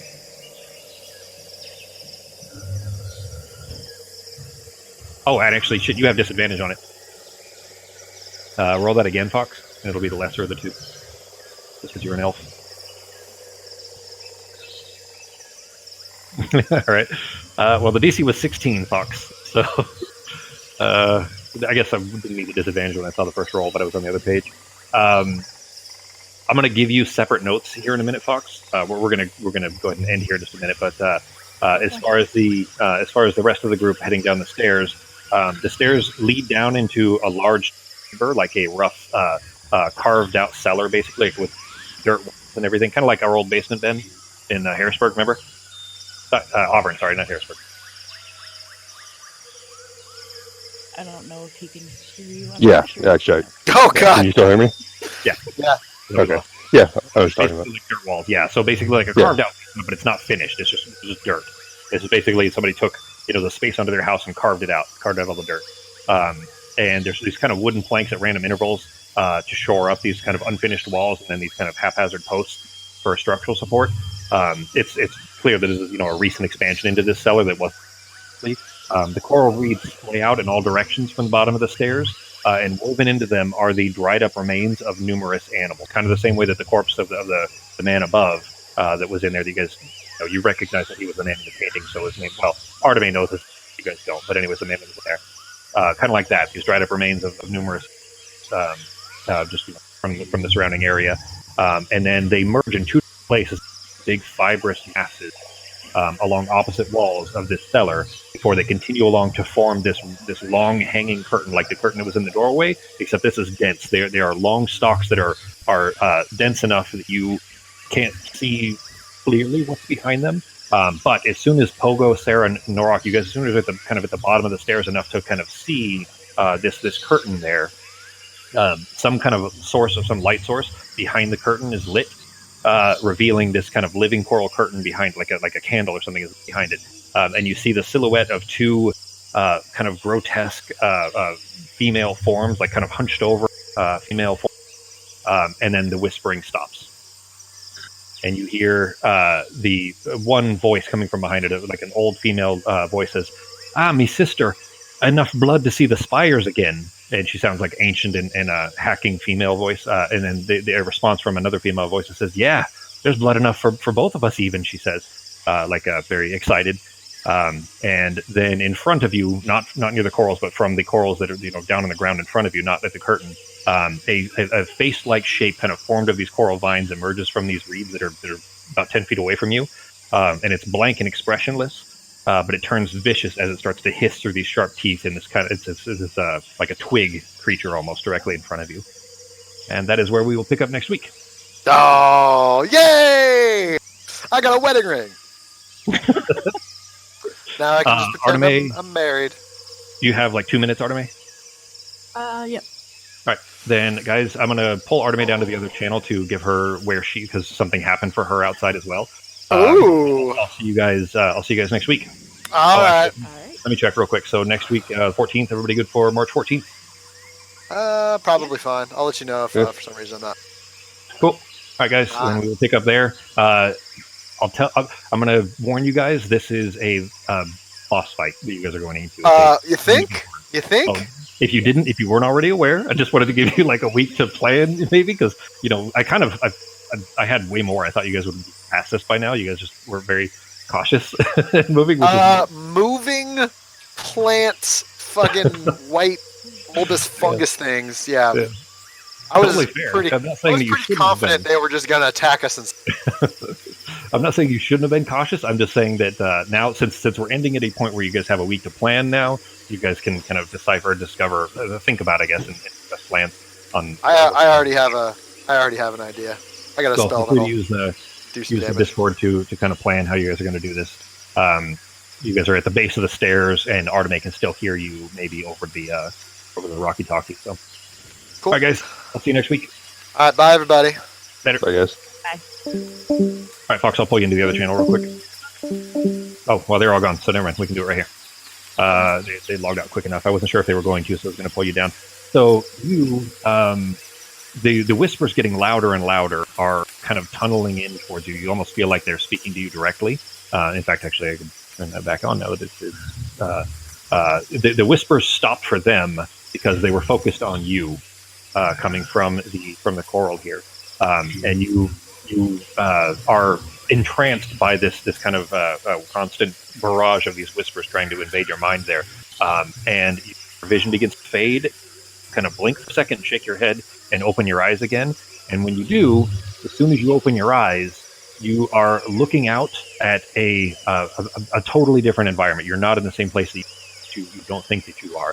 You breathe in, and the salty sea air fills your lungs.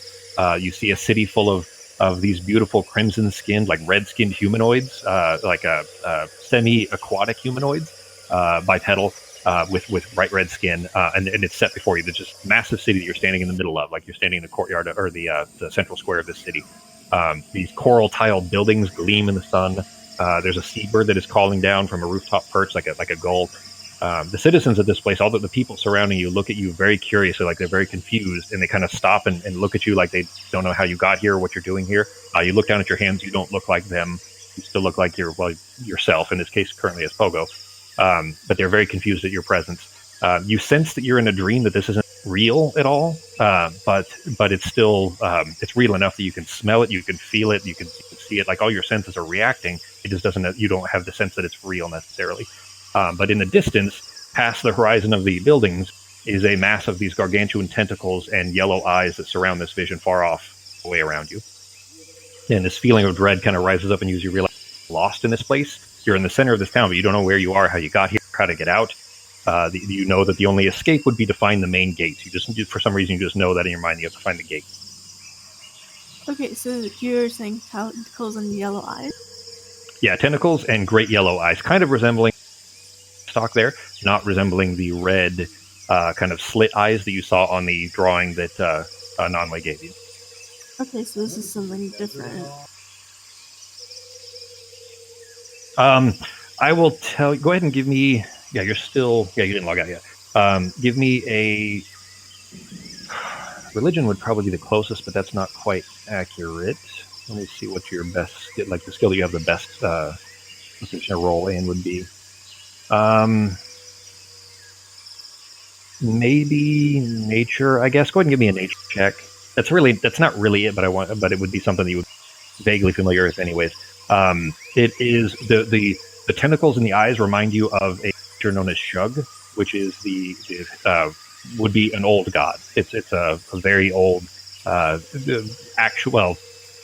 one of the few that people believe actually exists, but nobody ever sees. It's not from here. It's if you know what Cthulhu is, right? Not really. Okay. If you don't know Cthulhu, then you wouldn't be familiar with H.P. Lovecraft and stuff. It's a mass of tentacles, and not specifically. That's a different type of creature, but there's a creature from the Lovecraft mythos that is similar to what Shug is. The elves call him Neadramoth. Shug is the kind of colloquial term that most of the rest of the world call him. Neadramoth is what the elves refer to him as. But he's basically, if you know what an old god is, you've ever heard the phrase Like an old Eldritch horror, anything of that sort? Not really. Okay. You're kind of cutting out though, so I'm getting every like second, third word. Gotcha. All right. Well, that's fine. That's basically you're in the middle of the city, far in the distance of this kind of mystery dream-like city that you're seeing, and then far at the horizon you're seeing like rising tentacles and eyeballs mixed in. And we'll pick up there next week. Okay. Okay. Oops. Why's my mouse not working?